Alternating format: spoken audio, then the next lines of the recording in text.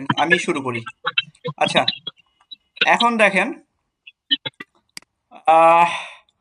আমরা আজকে পড়বো হচ্ছে গালিভার্স ট্রাভেলস। এটা হচ্ছে আজকে আছে রুটিন অনুযায়ী, এবং আরেকটা আছে 16 তারিখে। 16 তারিখের ক্লাসটা 15 তারিখে হবে। আই রিপিট, 16 তারিখের ক্লাসটা 15 তারিখ রাত 8:30টাতে হবে। হ্যাঁ, 15 তারিখ রাত 8:30টায়। একদিন একটু এগিয়ে আনা হলো কারণ আমি ওই দিন থাকবো না 16 তারিখে, তো এই কারণে ইয়ে করে দিব। আর ওই দিন আমি এটার যে ডিটেলস যাবতীয় সবকিছু এটা দিয়ে দিব। আপাতত আজকে আমি যে দুইটা স্টোরি পড়াবো, travels to voyage to Lilliput এবং ভয়েস টু ব্রবডিগনেক, এই দুইটার পিডিএফ আমি দিয়ে দিব। হ্যাঁ, আর পরের যে দুইটা পড়াবো 15 তারিখ, ওইটাতে আমি এমসিকিউ সহ যাবতীয় পুরা পিডিএফ একবারে দিয়ে দিব।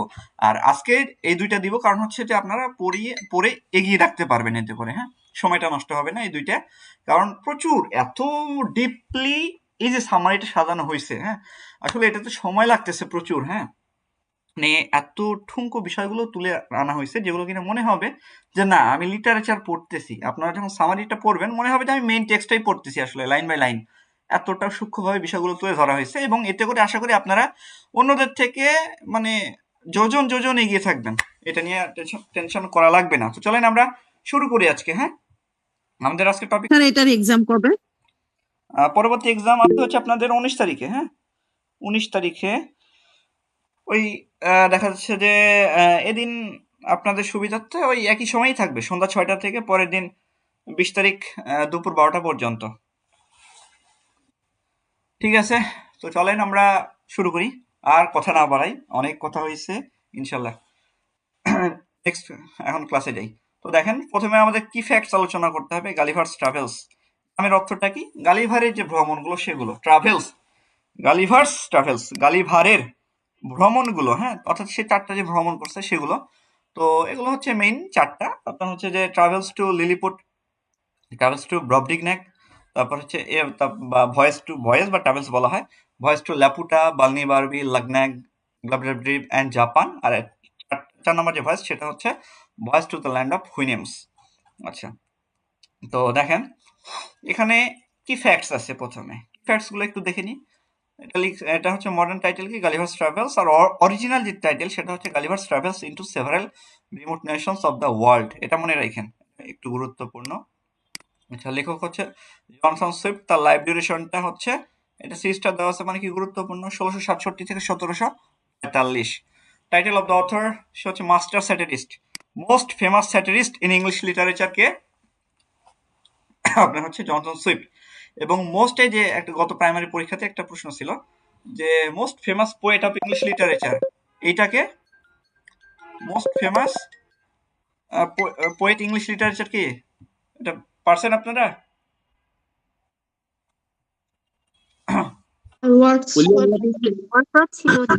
Wordsworth sir. হ্যাঁ, ওয়ার্ডসওয়ার্থ ছিল। আচ্ছা, তো ঠিক তেমনি যে মাস্টার স্যাটিরিস্ট বা মোস্ট ফেমাস যে স্যাটিরিস্ট ইন ইংলিশ লিটারেচার, এটা হবে হচ্ছে আপনার জনসন সুইফট। হ্যাঁ, এই জিনিসটা মনে রাখবেন আপনারা অবশ্যই। আচ্ছা, তো এরপরে দেখেন সোর্স।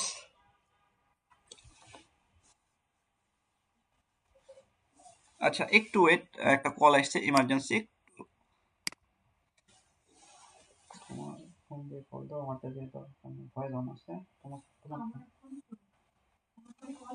ঠিক আছে, আচ্ছা, সরি ফর দ্য ইন্টারাপশন। ওকে, শোনা যাচ্ছে, ভয়েস অন আছে। তো দেখেন এটার সোর্স কি, এটা বিভিন্ন ন্যারেটিভ, বিভিন্ন স্টোরি থেকে এটা সোর্স। আমরা নিচে একটা সোর্স আর ডিটেলস পড়বো। রিটেন টাইম হচ্ছে 1720 থেকে 1725। First publish 1726। First publish 1726। Publication ডেটটা একটু মনে রাখবেন তাহলে ভালো হবে। পরবর্তীতে টোটাল পার্টস হচ্ছে 4টা, ওই যে 4টা যেগুলোকে ভয়েজ নামে পরিচিত। টাইপ অফ ওয়ার্ক অর্থাৎ জনরা, এটা লিটারেরি জনরা হচ্ছে নোভেল। এটা একটা নোভেল, ফিকশন, ফিকশনাল নোভেল বা ফিকশন। ফিকশন মানে কি, গল্প বা কথার সাহিত্য। হ্যাঁ, যেটা কিনা মানে দেখা যাচ্ছে যে অযথাই একটা ভুয়া কাহিনী, বাট এটা এমনভাবে উপস্থাপন করা হয় মনে হয় যে না এটাই বাস্তব। এই এই জিনিস দিয়ে আপনার হচ্ছে যে রোমান্টিক যুগের একটা রাইটার ছিলেন, তার নাম হচ্ছে স্যামুয়েল টেইলর কোলরিজ, তিনিও এই দিক দিয়ে বিখ্যাত। আচ্ছা, point of view, first person narrative. গত ক্লাসে কি আসলে first person, second person, third person এগুলো আমি আলোচনা করে দিয়েছি, তাই এটা আর আজকে বললাম না। জনরাটা স্যাটায়ার, অ্যাডভেঞ্চার, ফ্যান্টাসি, নভেল এটাও হবে, পলিটিক্যাল অ্যালিগরি এটাও হবে। Point of view first person. আচ্ছা, হ্যাঁ, এরপরে হচ্ছে প্লে সেটিং গুলো, বিভিন্ন প্লে সেটিং আছে, লিলিপুট, ব্লিফুস্কু, ব্রোবজিগনেক, ল্যাপুটা সবই আছে। চারটা ভয়েসের নাম অন্তত মনে রাখবেন, ডেট গুলো মনে রাখার দরকার নেই, এগুলো আসে না। আচ্ছা, সোর্স, এটা গুরুত্বপূর্ণ একটা বিষয়। এই যে স্টোরিটা, এটা তিনি কিভাবে আসলে পাইলেন, বা আসলে কোনো একটা সাহিত্য ওয়ার্ক, যে প্রথমে একটা রাইটার থিঙ্ক করে যে আমি এই সাহিত্য ওয়ার্কটা লিখবো, তো এর পেছনে তার একটা অনুপ্রেরণা লাগে, হ্যাঁ। তো সেটি হচ্ছে সোর্স। প্রথমে একটা অনুপ্রেরণা আসে, তারপরে তিনি খোঁজেন, বিভিন্ন বই পড়েন। তো এটা যে সবচেয়ে ইনফ্লুয়েন্সিয়াল যে বিষয়টা, সেটা হচ্ছে Robinson Crusoe, Daniel Defoe Robinson Crusoe. এটার মাত্র 7 বছর পরেই প্রকাশিত হয় হচ্ছে গালিভার্স ট্রাভেলস। তো এই যে রবিনসন ক্রুসো, ড্যানিয়েল ডিফো, এই বইটা পাবলিশড হওয়ার পরে এতটাই ইনফ্লুয়েন্স এটা পরে সুইফটের উপরে, যে তিনি এই গালিভার্স ট্রাভেলসটাই লিখে ফেলেন। আর বর্তমান সময়ে বিশ্বে ধর্মগ্রন্থগুলোর পরে সবচেয়ে মোস্ট বেশি যে সেল এই বইটা হয়, সেটা হচ্ছে গালিভার্স ট্রাভেলস। এটা ইংল্যান্ডে, ইভেন ইউরোপে নার্সারি থেকে শুরু করে আপনার হচ্ছে যে ক্যাবিনেট পর্যন্ত পড়ানো হয়। নার্সারি থেকে শুরু করে ক্যাবিনেট পর্যন্ত পড়ানো হয়, কারণ এটা পলিটিক্যাল অ্যালিগরি। এটা আমি যখন আলোচনা করব না, তখন মনে হবে এটা বাংলাদেশের কথা বলতেছে। প্রত্যেকটা দেশের প্রেক্ষাপট মিলে যায়, মানে রাইটাররা, ইভেন তিনি ছিলেন হচ্ছে একজন আইরিশ স্যাটিরিস্ট, হ্যাঁ, আইরিশ রাইটার।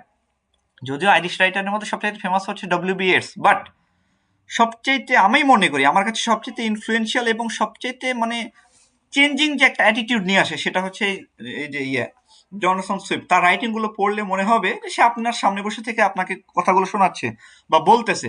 তার যে সবচেয়ে বিখ্যাত গালিভার্স ট্রাভেলস, তারপরে আছে a tale of a tub, battle of books, তারপর হচ্ছে দ্য মডেস্ট প্রপোজাল। এগুলো মানে ওমাইক, এতটা সূক্ষ্ম স্যাটার, অকল্পনীয়। এটা কল্পনা করা যাবে না যে এত ব্রিলিয়ান্ট মানুষ কেমনে হইতে পারে। তো যাই হোক, এর পেছনে কারণ আছে, কারণ আসলে ইউরোপিয়ানরা আমাদের থেকে অনেক এগিয়ে, তাদের থিঙ্কিংটাও এগিয়ে। তো এছাড়া আরো অনেক সোর্স ছিল, এগুলো জাস্ট আপনারা একটু পড়ে নেবেন, আমি অত আর পড়তেছি না, কারণ মূল স্টোরিতে যাইতে হবে। ব্যাকগ্রাউন্ডটা কি ছিল, ব্যাকগ্রাউন্ডটা একটু আলোচনা করি হালকা। আচ্ছা, আয়ারল্যান্ড দুইটা ভাগে বিভক্ত, আপনারা জানেন যে আয়ারল্যান্ড দুইটা ভাগে বিভক্ত, একটা হচ্ছে নর্দার্ন আয়ারল্যান্ড, একটা হচ্ছে সাউদার্ন আয়ারল্যান্ড। তো সাউদার্ন যে আয়ারল্যান্ডটা, সেইটা হচ্ছে বর্তমান যে আয়ারল্যান্ড সেইটা, এই যে রাজধানী হচ্ছে ডাবলিন। আর নর্দার্ন যে আয়ারল্যান্ড, এটার রাজধানী হচ্ছে বেলফাস্ট। তো এটা মূলত হচ্ছে ইংল্যান্ডের অন্তর্গত। ইংল্যান্ড এটা দখল করে নেয়, আসলে সম্পূর্ণ আয়ারল্যান্ডটা ইংল্যান্ড থেকে স্বাধীনতা পায়। তবে এই যে সাউদার্ন যে পার্টটা, এরা বর্তমানে স্বাধীন আয়ারল্যান্ড হিসেবে এদেরকে আমরা চিনি, যার রাজধানী হচ্ছে ডাবলিন, হ্যাঁ। তো ওই সময় আয়ারল্যান্ড ছিল হচ্ছে ইংল্যান্ডের অন্তর্গত, এবং আইরিশদের প্রচুর, মানে প্রচুর পিটাইছে, প্রচুর মানুষকে হত্যা করছে ইংল্যান্ডরা, কারণ ইংলিশরা আগে থেকেই যোদ্ধাবাজ জাতি। যদিও তারা নিজেদেরকে অনেক মানে গর্ব করে নিজেদের ইতিহাস ঐতিহ্য নিয়ে, বাট এরা ছিল হচ্ছে আসলেই রাবিশ টাইপের পাবলিক। এবং এটা বলা হয়তো ব্রিটিশ রাজত্ব কোনো সময় সূর্যাস্ত যাইতো না। ইভেন এরা আয়ারল্যান্ডে এত পরিমাণ নির্যাতন চালাইছে, অকল্পনীয়। 1919 সালে আয়ারল্যান্ড স্বাধীন হয়, এবং তার পরবর্তীতে এই যে যে আয়ারল্যান্ডের যে নিচের পার্টটা, সাউদার্ন পার্ট, এটা মূলত স্বাধীন হয়। আর এখনো পর্যন্ত উত্তর আয়ারল্যান্ড, হ্যাঁ, সেটা কিন্তু এখনো পর্যন্ত ইংল্যান্ডের নিয়ন্ত্রণে আছে, ইউকে এর নিয়ন্ত্রণে, হ্যাঁ। তো ইউকে এর মধ্যে কয়টা দেশ আছে কেউ বলতে পারবেন? এনিওয়ান? ইউকে এর 27টা। আস্তাগফিরুল্লাহ, 27টা নামে? ইউকে ইউনাইটেড কিংডম, যাকে আমরা চিনি, আপনারা তো জব প্রিপারেশন নিচ্ছেন। ইউকের মধ্যে চারটা দেশ। চারটা চারটা, কি কি? চারটা ইংল্যান্ড, চারটা হচ্ছে ইংল্যান্ড, ওয়েলস, আয়ারল্যান্ড, তারপরে উত্তর আয়ারল্যান্ড মনে হয়, হ্যাঁ, নর্দার্ন আয়ারল্যান্ড, ওয়েলস, আর হচ্ছে স্কটল্যান্ড। এই চার- ওয়েলস, হ্যাঁ, ওয়েলস আর হচ্ছে আপনার হচ্ছে স্কটল্যান্ড। এই চারটা দেশের সমন্বয় বলা হয় ইউকে, ইউনাইটেড কিংডম। আচ্ছা, অর্থাৎ ইংল্যান্ড শুধুমাত্র স্বাধীন দেশ, বাকি তিনটা এরা হচ্ছে মানে ইংল্যান্ডের টেরিটরি, সোজা কথা।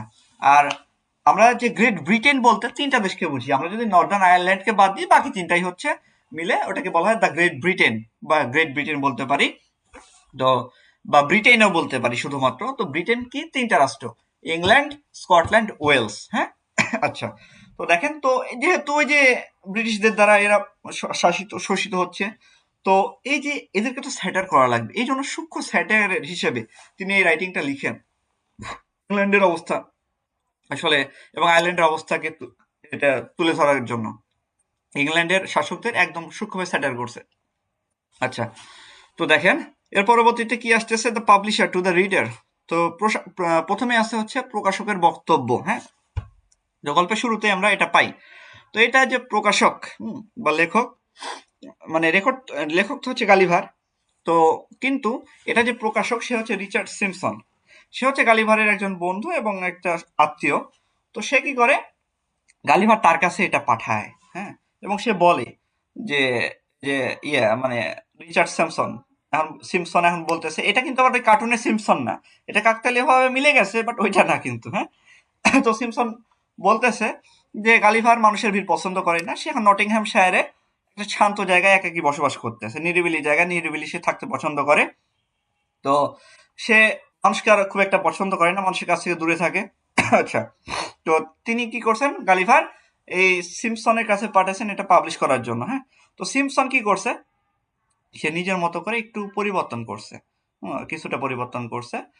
তো যেমন হচ্ছে বিভিন্ন জায়গা যে মানে গালিভার কি করছে তার রাইটিং এর মধ্যে জোয়ার ভাটা, তারপর জটিল শব্দ, এগুলো অনেক কিছু উল্লেখ করছে, আক্ষাংশ দ্রাঘিমাংশ, এগুলো পুঙ্খানুপুঙ্খ রূপে সে তুলে ধরছে।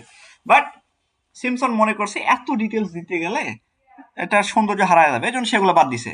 আবার কি করছে, রানী অ্যানি যে প্রশংসা, মানে কি করছে যে গালিভার রানী অ্যানির ৪র্থ নাম্বার বুকে, হ্যাঁ, যে ভয়েস টু হুইনামস, তো ওইখানে রানী অ্যানির সে করছে, স্যাটার করছে, কিন্তু ওই জিনিসটা সিম্পসন আউট করে দিছে। যদি ইংল্যান্ডের রাজদরবারের কারো যদি দেখা যাচ্ছে কি যে স্যাটার করা হয়, তাহলে কি হবে, বইটা পাবলিশ নাও হইতে পারে। তো এই জন্য সে এটা বাদ দিছে। তো এইগুলো মূলত তিনি বাদ দেন। তো a letter from captain Gulliver his cousin Simpson, এই কারণে কি করে এই যে ক্যাপ্টেন গালিভার সে তো জাহাজে ছিলই, এজন্য গালিভার কি করে, যে কাজিন বা মানে ফ্রেন্ড বা আত্মীয় ও সিম্পসন তাকে একটা চিঠি লিখে। তো চিঠিতে সে কি করে, প্রকাশকের উপরে ক্ষোভ প্রকাশ করে, যে সিম্পসনকে বলতেছে তুমি এগুলো কেন বাদ দিছো। হুম, আমি চাই না এগুলো বাদ দিতে, কারণ আমি চাই সম্পূর্ণ সত্যি, তৈলাক্তপূর্ণ কোনো ভাষা থাকা যাবে না, আমি চাই সম্পূর্ণ সত্যি কথাগুলো আসুক। কুইন অ্যানির আমি করছি, ওটি ওই জায়গাতে তার স্যাটার করছি, কিন্তু তুমি কি করছো, তার স্যাটার অংশটাই বাদ দিয়ে দিছো। আবার হচ্ছে কি করছে, গালিভার চাই মানুষকে ইয়াহুর নামে উল্লেখ করছে ৪ নাম্বার বুকে, হ্যাঁ, যে মানুষরা হচ্ছে পশুর জাত এরা। কিন্তু দেখা যাচ্ছে কি ইংল্যান্ডে এই পশুরাই কি যারা ভালো হুইনামস তাদেরকে মানে গাড়ি হিসেবে সরি ঘোড়া হিসেবে ব্যবহার করতেছে। তো এতে করে কি আছে, ইয়াহু যারা নিকৃষ্ট তারাই শাসন ক্ষমতায় আছে। তারপর বই প্রকাশের উদ্দেশ্য বিফল। তো গালিভার চাইছিল তার এই বই প্রকাশের ৭ দিনের মধ্যেই ইংল্যান্ড বা সমস্ত ইউরোপ ভালো হয়ে যাবে, কিন্তু না, সে দেখলো যে দুর্নীতি এতটাই রন্ধে রন্ধে ছড়ায় পড়ছে যে এটা কোনোভাবে সম্ভব না, ঠিক বাংলাদেশের মতো, হ্যাঁ? অন্যান্য দেশে বিপ্লব হইলে কি হয়, যে দেশ পরিবর্তন হয়, মানুষ পরিবর্তন হয়, দুর্নীতি চলে যায়, আর আমাদের দেশে বিপ্লবী গায়েব, দুর্নীতি জায়গায় দুর্নীতি ঠিকই আছে। তো দেখেন, মানে পরতে পরতে নিজের দেশের কথা মনে পড়বে যে আসলেই তো তাই। তিনি আমাকে সামনে রেখে বলতেছেন। তারপরে মানে তিনি চাইছিলেন যে মানুষ এটা পড়লে মানুষের দৃষ্টিভঙ্গি চেঞ্জ হবে, কারণ এখানে কত সূক্ষ্ম স্যাটার আছে, কিন্তু আসলে তা হয় নাই। তিনি হতাশ হয়ে পড়েন। তো এর পরবর্তীতে কি বিদ্বেষপূর্ণ সমালোচনা। তো যাই হোক, তিনি নারী বিদ্বেষী গালিভারের বই প্রকাশের পরে অনেকে তাকে নারী বিদ্বেষী মিথ্যাবাদী বলছে, অনেকে ক্ষুব্ধ এগুলো প্রকাশ করছে। তো এছাড়া আবার গালিভার এই বিষয়ে তিনি বলতেছেন যে আমি যে ব্রবডিগন্যাগ যে নামটা, আমি এই নামটা দিই নাই, আমি ব্রবডিগ্র্যাগ। তিনি দেখেন ওয়ার্ডের প্রতি কতটা সচেতন ছিলেন, যে আমি যা ওয়ার্ড দিছি তুমি ওগুলোই রাখো, তুমি কেন এত চেঞ্জ করছো। ঘোড়াদের প্রতি ভালোবাসা। তো গালিভার কি করছে, মানে মানুষের বেঁচে থাকতে থাকতে অসুস্থ, মানে এক কথায় অসুস্থ, মানুষ ভালো না। তো এই জন্য সে ঘোড়াদেরই, ওই যে হুইনামসে সেখানে ঘোড়াদেরই সঙ্গী থাকে, এবং ওইখান থেকে সে আসতে চাচ্ছিল না লাস্টে, বাট সে আসতে তো বাধ্য হয়, কারণ মানুষরা ভালো না। তো এই কারণে সে আসতে বাধ্য হয়, কিন্তু যাক ঘোড়াদের প্রতি তার ভালোবাসা থেকেই যায়। তো এই জিনিসটা মানে সে প্রকাশ করতে চাচ্ছিল। আর চূড়ান্ত সিদ্ধান্ত কি, সে সিদ্ধান্ত নেয় যে যে মানুষ নামে যে ইয়াহু যারা, মানুষদেরকে সে ইয়াহু বলতেছে, যে এদেরকে পরিবর্তন করতে চাওয়ার চেষ্টাটাই হচ্ছে বৃথাশ্রম। বরং তিনি কি করেন, যে এগুলো আমি আর কিচ্ছু করবো না, আমি আর কোনো কিছু লিখবো না।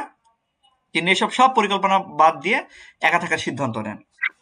এটার মিনিং কি দেখেন, আমাদের সমাজে এমন অনেক মানুষ আছে যারা কিনা মানে চেষ্টা করেন যে সমাজটাকে পরিবর্তন করতে, অনেক বুক ভরা আশা নিয়ে আসেন, কিন্তু দুর্নীতি, মানুষের অসৎ আচরণ, মানুষের মানে দুর্ব্যবহার, মানুষের রন্ধে রন্ধে ছড়িয়ে পড়া খারাপ জিনিসগুলো, সকল নেগেটিভিটি তাকে একদম ব্যতিব্যস্ত করে তোলে। তিনি আর পারেন না, এই জন্য তিনি এক সময় সবকিছু থেকে লিভ নিয়ে চলে যান। যে এই জাতিকে আসলে চেঞ্জ করা সম্ভব না। এখন মনে হবে যে তিনি হয়তো বাঙালি জাতিকে নিয়ে বলতেছেন। আসলে বাঙালি জাতি, এটা আমি বরাবরই বলি যে আমাদের ইমান হচ্ছে 50 টাকার ইমান। হ্যাঁ, আমাদের সময়ে কি হইতো, 100 টাকা বা 50 টাকার ইমান, ওই যে ভোটের আগের রাতে খিচুড়ি খাওয়াইতো আর হচ্ছে 100 টাকা করে হাতে দিত, ভোট বিক্রি হয়ে যাইতো। তো আমরা আসলে জাতি কবে কিভাবে উন্নত হব, যে জাতির মানে অবস্থা এইরকম? তো মনে হবে যে দেখেন, মনে হবে যে গালিভার আমাদেরই কি বলতেছেন। হ্যাঁ, সুইফট আমাদেরকে কেন্দ্র করে কিন্তু এগুলো লিখতেছেন। এই জন্য গালিভার এট লাস্ট এই সিদ্ধান্ত নেয় যে সে আর মানুষের মধ্যেই থাকবে না। এত খারাপ মানুষ, এদেরকে তো চেঞ্জ করা সম্ভব না। তাহলে এদের মধ্যে থাকাই সম্ভব না। ইভেন এটা আমি নিজেও বলি যে বাঙালিকে কোনো সময় চেঞ্জ করা সম্ভব না। হুম, এরা আজকে দেখেন ইউরোপে আমাদের স্টুডেন্টরা পড়তে যাইতে পারতেছে না, কারণ কি? অস্ট্রেলিয়াও কিছুদিন আগে ছিল 1 নম্বরে, মানে ভিসা প্রদানে বাংলাদেশকে পরবর্তীতে 2 মাসের ব্যবধানে 3 নম্বরে নামায় দিছে, 3 নম্বর ক্যাটাগরিতে, যেমন ভিসা রেশিও কমায় দিছে। এত পরিমাণে খারাপ এরা। এরা ফেক ভিসা তৈরি করে, ফেক এই যে এজেন্সি গুলা ফেক মানে তৈরি করে সবকিছু দিয়ে, যার কারণে এইভাবে অবস্থা খারাপ করে দিচ্ছে। হ্যাঁ, বাঙালিরা আসলে ভালো হবে না, এদেরকে মেরে ফেলতে হবে, সোজা কথা। তাছাড়া এরা সম্ভব না, মানে অরিজিনালি করা। তো এরকম বাঙালিকে দেখেন, যারা চেঞ্জ করতে আসছে, আজকে কি কেউ বেঁচে আছে? কেউ বেঁচে নাই। যারা চেঞ্জ করতে আসছে তাদেরকে মেরে ফেলা হয়েছে। তো এইভাবে আসলে আমাদের জাতিরও এভাবে চেঞ্জ হবে না। তো গালিভারও এট লাস্ট এই সিদ্ধান্ত হয় নেয় যে সম্ভব না। ওই জন্য সে ওই যে ঘোড়াদের সাথেই থাকতে শুরু করে এট লাস্ট। তো যাই হোক, এটা ছিল হচ্ছে শুরুর 2টা অংশ। এর পরবর্তীতে আসবে হচ্ছে ফার্স্ট পার্ট। হ্যাঁ, এ ভয়েস টু লিলিপুট। আচ্ছা, এই পর্যন্ত যা বোঝাইলাম, বিষয়টা কি ক্লিয়ার আছে? সিরাজুল আলম? জি স্যার, ক্লিয়ার। আচ্ছা, জি স্যার। এখনো কিন্তু আমরা মেইন স্টোরিতে যাই নাই। জি স্যার। এখনো কিন্তু আমরা মেইন স্টোরিতে যাই নাই। হ্যাঁ, এইবার আসতেছি। জি স্যার। আচ্ছা, ওকে। দেখেন এটা যথেষ্ট মানে খুঁটি খুঁটি তোলা হয়েছে, তো যার কারণে বিষয়টা এমন। তো এর পরবর্তীতে আমরা আসতেছি 1 নম্বর ট্রাভেলে। হ্যাঁ, ট্রাভেলসে এ ভয়েস টু লিলিপুট। আচ্ছা, এটা তো এখানকার ক্যারেক্টারগুলো আমরা একটু দেখে নিই। প্রথমে হচ্ছে গালিভার, সে হচ্ছে প্রোটাগনিস্ট, মনে রাখবেন, এটা মনে রাখার কিছুই নাই, এটা অবশ্যই মনে থাকবে। সে হচ্ছে একজন সার্জন অর্থাৎ ডক্টর বা একজন সেইলর হিসেবে কাজ করতে শুরু করে। আচ্ছা, ইম্পেরর অফ লিলিপুট, সে হচ্ছে লিলিপুটের রুলার। সেই মূলত ওই লিলিপুটের থেকে একটু বড়, বিগ সাইজ, মানে লিলিপুটের এমনিতেই 5 থেকে 6 ইঞ্চি, তাদের মধ্যে থেকে সে একটু হাইটে হয়তো একটু বড় এমন, যার কারণে সে অনেক বেশি দাম্ভিকতা প্রকাশ করে। সেকেন্ডারি ক্যারেক্টার্স কারা কারা আছে, এখানে কিছু গুরুত্বপূর্ণ ক্যারেক্টার্স আছে। হ্যাঁ, এদেরকে মনে রাখবেন। লিলিপুটিয়ান্স অর্থাৎ এরা হচ্ছে লিলিপুটের অধিবাসী, তারা 5 থেকে 6 ইঞ্চি। ফিমন্যাপ, হ্যাঁ, এদের যে উচ্চতাটা এটা মনে রাখবেন। হ্যাঁ, এটা হচ্ছে 5 থেকে 6 ইঞ্চি করে। ফিমন্যাপ হচ্ছে ট্রিজারার, ফাইন্যান্স মিনিস্টার, এটা মনে রাখবেন। এটা সে হচ্ছে লিলিপুটের ট্রিজারার বা ফাইন্যান্স মিনিস্টার। রেল ড্রেসাল, সে হচ্ছে চিফ সেক্রেটারি অফিসিয়াল, সে মূলত ফ্রেন্ডলি মানে গালিভারের সাথে। আর এই ফিল্মন্যাপের সাথে তার শত্রুতাপূর্ণ সম্পর্ক। স্কাইরিশ বোলগোলাম, সে হচ্ছে নেভির যে হেড, সে সে অ্যাডমাইরাল, নেভির হেড, নেভি লিডার। আর সে গালিভারকে সে দেখতে পারে না, পছন্দ করে না। মাইনর ক্যারেক্টার্স কে কে? এখান থেকে একটা প্রশ্ন আসছে, সেটা হচ্ছে গালিভারের ওয়াইফের নাম কি? Mary Burton Gulliver, Mary Burton. হ্যাঁ, এটা মনে রাখবেন, সে হচ্ছে গালিভারের ওয়াইফ। আচ্ছা, ইমপ্রেস অফ লিলিপুট, সে হচ্ছে ওই লিলিপুটের রাজার যে ওয়াইফ তিনি।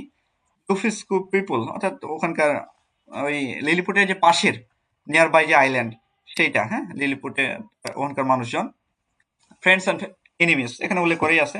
রেল রেসাল, সে হচ্ছে গালিভারকে হেল্প করে, মানে একমাত্র ফ্রেন্ড ওখানে গালিভারে লিলিপুটে দ্বীপে। হ্যাঁ, লিলিপুটের দ্বীপে যে 2টা জায়গা, একটা হচ্ছে লিলিপুট আর একটা হচ্ছে ব্রবডিগনেক, সরি ব্লিফুস্কু। তো লিলিপুটটা মূলত ইংল্যান্ডকে প্রতিনিধিত্ব করে, আর ব্লিফুস্কুটা ফ্রান্সকে প্রতিনিধিত্ব করে, বিষয়টা মনে রাখবেন কিন্তু। হ্যাঁ, রেল রেসাল, সে গালিভারকে হেল্প করে সবসময়, তার বন্ধু স্বরূপ। আর ফিল্মন্যাপ এবং স্কাইরিশ বুলগুলান এরা দুইজন হচ্ছে ভিলেন, গালিভারকে এরা দেখতে পারে না, পিপল অফ ব্লিফস্কু।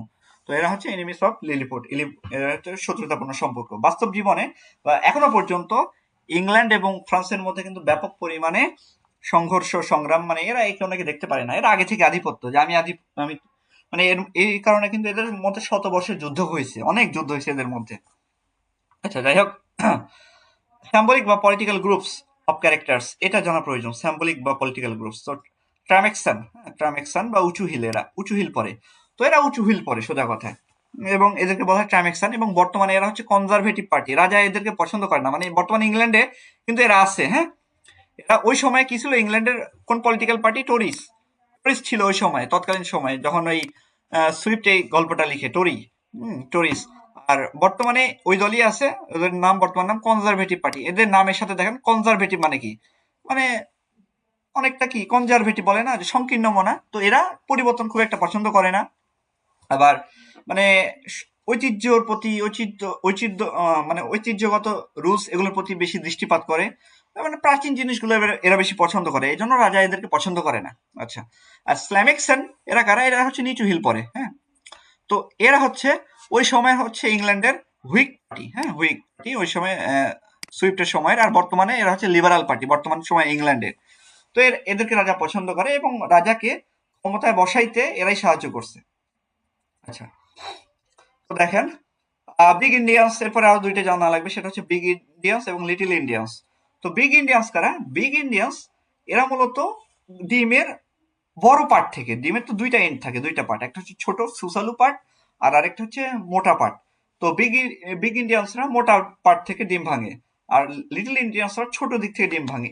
এইটার কারণ কি? এটার কারণ হচ্ছে বর্তমান যে লিলিপুটের যে রাজা, তার দাদা প্রপিতামহ, হুম নাকি যাই হোক, দাদা না দাদার বাপ, যাই হোক এমনই হবে, প্রপিতামহ একবার ডিম ভাঙার সময় ওই বড় পার্ট থেকে ডিম ভাঙার সময় তার হাতে ব্যথা পাইছে। তো তারপর থেকে সে রুলস করে দেয় যে ছোট পার্ট থেকে ডিম ভাঙা লাগবে, হ্যাঁ, ছোট দিক থেকে। তো এর পরবর্তীতে যারা এটা মেনে নেয়, ছোট দিক থেকে ডিম ডিম ভাঙে, তাদেরকে বলা হয়েছে লিটল ইন্ডিয়ান্স। এরা মূলত ইংল্যান্ডের প্রোটেস্ট্যান্টদের হচ্ছে ধর্মীয় যে দিকটা সেটা বা গ্রুপ, এটাকে রিপ্রেজেন্ট করে। আর যারা বিগ ইন্ডিয়ান্স, যারা ওইটা ফলো করেনি যে না আমরা বড় দিক থেকে ডিম ভাঙবো, তারা মূলত থেকে যায় ক্যাথলিক, ওই যে আগের রুলসটাই ওরা ফলো করে, এই জন্য ওরা হচ্ছে ক্যাথলিক বা আপনার হচ্ছে বিগ ইন্ডিয়ান্স। তো লিটল ইন্ডিয়ান্স মানে কি প্রোটেস্ট্যান্ট, বিগ ইন্ডিয়ান্স মানে আপনার হচ্ছে ক্যাথলিক।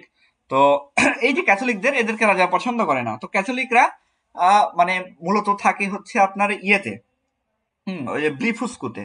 আর প্রোটেস্ট্যান্টরা ম্যাক্সিমাম থাকে হচ্ছে লিলিপুটে। তবে লিলিপুটেও কিছু আপনার হচ্ছে যে ইয়ারা আছে, আপনার হচ্ছে যে কি বলে যে বিগ ইন্ডিয়ান্স বা যারা, তারাও আছে। তবে এরা যখনই কোনো বিপদে পড়ে তখন ওই ব্লিফুস্কুরা ওরা তাদেরকে শেল্টার দেয়, যে ঠিক আছে আমরা তোমাদেরকে শেল্টার দিচ্ছি। এই ছিল হচ্ছে কাহিনী। তো দেখেন, আর ব্লিফুস্কু, এরা হচ্ছে ব্লিফুস্কুর মানুষজন, রোপ ডান্সার। তো এখানে যারা একটা রোপ ডান্সার মানে দড়ির উপরে নাচের প্রতিযোগিতা হয়, এখানে মূলত তোষামতি করা দেখানো হয়েছে, যারা রাজাকে তেল মারতে পারে তাদেরকে উচ্চ পদ দেওয়া হয়। হ্যাঁ, তো তারাই মূলত এখানকার রোপ ডান্সার, উচ্চ পদ দেওয়া হয়। এবং এই বিষয়ে খুব খুব মানে ফিল্মন্যাপ যে হচ্ছে ট্রিজারার, সে অনেক এক্সপার্ট ছিল, রাজাকে সবসময় তেল মারতে পারতো এই জন্য। আর রোপ ডান্সিং এও সে এক্সপার্ট ছিল। হ্যাঁ, এই ছিল হচ্ছে ক্যারেক্টার। এখন আমরা এর সামারিটা পড়বো, চলেন দেখি। তো chapter 1, voyage to Lilliput. Chapter 1, লেখকের বংশ পরিচয়, প্রথম ভ্রমণ এবং লিলিপুটে বন্দী হওয়া। তো এই বিষয়গুলো এখানে আলোচনা করা হয়েছে। তো গালিভারের প্রাথমিক শিক্ষা ও জীবন। তো লেমুয়েল গালিভার, সে হচ্ছে নটিংহ্যামশায়ারে একটা সাধারণ পরিবার জন্মগ্রহণ করছে। 5 ভাই বোনের মধ্যে, মানে ভাইয়ের মধ্যে সে হচ্ছে তৃতীয়। আচ্ছা, লেখাপড়ার প্রতি ছোটবেলায় সে অনেক বেশি আগ্রহ ছিল এবং সে কোথায় পড়ছে? কেমব্রিজের ইমানুয়েল কলেজে। এটা মনে রাখবেন, কেমব্রিজের ইমানুয়েল কলেজে সে পড়ালেখা করছে। এই জিনিসটা, এগুলো কিন্তু ব্রিফ হিসেবে আসে। হ্যাঁ, আচ্ছা, এবং কার অধীনে থেকে সে প্র্যাকটিস করছে? তার স্যারের নাম কি ছিল? Surgeon James bets. ঠিক আছে, তার অধীনে সে চিকিৎসা বিদ্যা শিখছে। আচ্ছা, তো এর পরবর্তীতে তার মনে ভ্রমণের ইচ্ছে জাগে, যার কারণে সে নেভিগেশন অর্থাৎ জাহাজ চলা সংক্রান্ত যে বিদ্যা, এটা সে আয়ত্ত করা শুরু করে। তো পরবর্তীতে সে 2.5 বছর সে চিকিৎসা বিজ্ঞানী পড়াশোনা করে। সমুদ্র যাত্রার শুরু ও বিবাহ। তো গালিভার সোয়ালো নামক একটা জাহাজের সার্জন হিসেবে 3 বছর কাজ করে। যা প্রথম যে জাহাজে সে কাজ করছে, সেই জাহাজের নাম কি? সোয়ালো। এগুলো কিন্তু মনে রাখবেন, হ্যাঁ, আমি এগুলো কিন্তু একটু এই যে বোল্ড করে দিয়েছি আপনাদের সুবিধার্থে। তো এর পরবর্তীতে কয় বছর সে কাজ করে সার্জন হিসেবে? 3 বছর। এরপর সে লন্ডনে ফিরে আসে এবং বিয়ে করে কাকে? মেরি বার্টনকে। কাকে বিয়ে করে? তার ওয়াইফের নাম কি? Mary Burton. এগুলো কিন্তু গুরুত্বপূর্ণ, হ্যাঁ। কিন্তু তার শিক্ষক এই যে মিস্টার বেটস, এটা মৃত্যুর পর তার মানে ব্যবসায় মন্দা দেয়, তার মনটা ভেঙে যায়, এই জন্য ব্যবসায় মন্দা একটা অবস্থা তৈরি হয়, এই জন্য সে অর্থনৈতিকভাবে আর স্বাবলম্বী হইতে পারে না। তো এই কারণে তিনি আবারও সমুদ্রে যাওয়ার সিদ্ধান্ত নেন এবং 6 বছর বিভিন্ন জাহাজে তিনি কাজ করেন, হ্যাঁ। জাহাজ ডুবে এবং লিলিপুটে আগমন।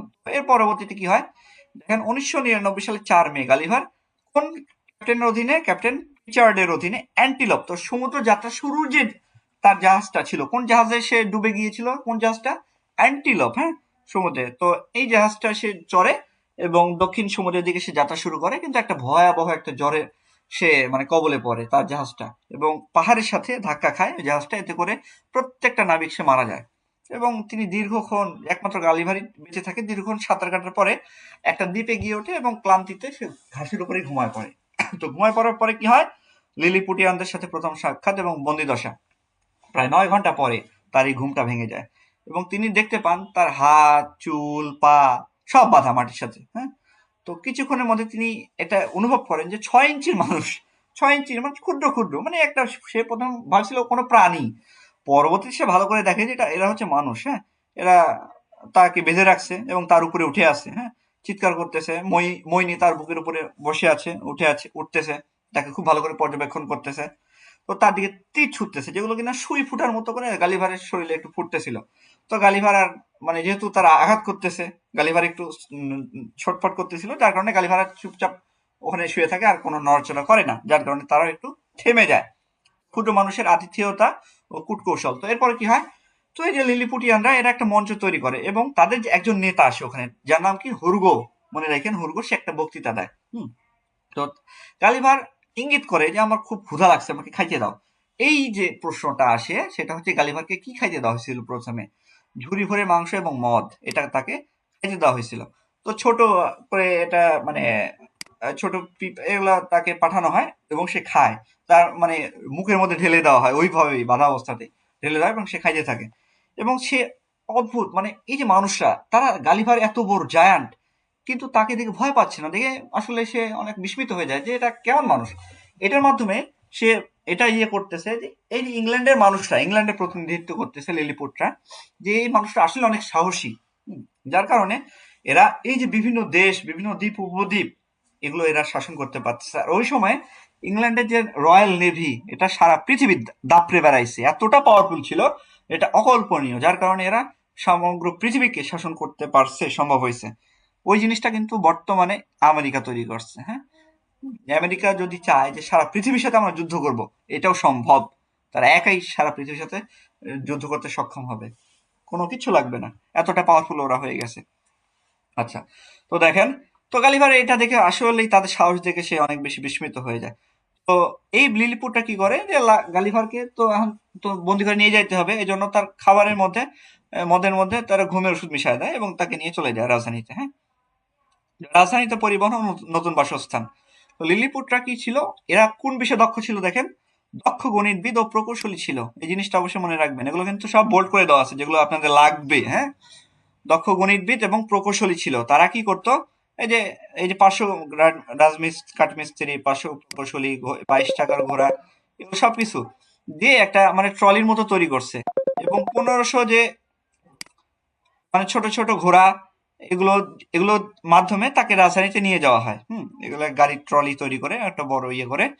তো তাকে রাখা হয় কোথায়? একটা পরিত্যক্ত মন্দিরে। এটা মনে রাখবেন, কোথায় রাখা হয়? পরিত্যক্ত একটা মন্দিরে, কারণ তাদের রাজ্যে এইটাই একমাত্র অনেক বড় জায়গা ছিল যেটা গালিভারের সাথে স্যুট করবে, মানে মিলবে আর কি তাকে রাখার মতো।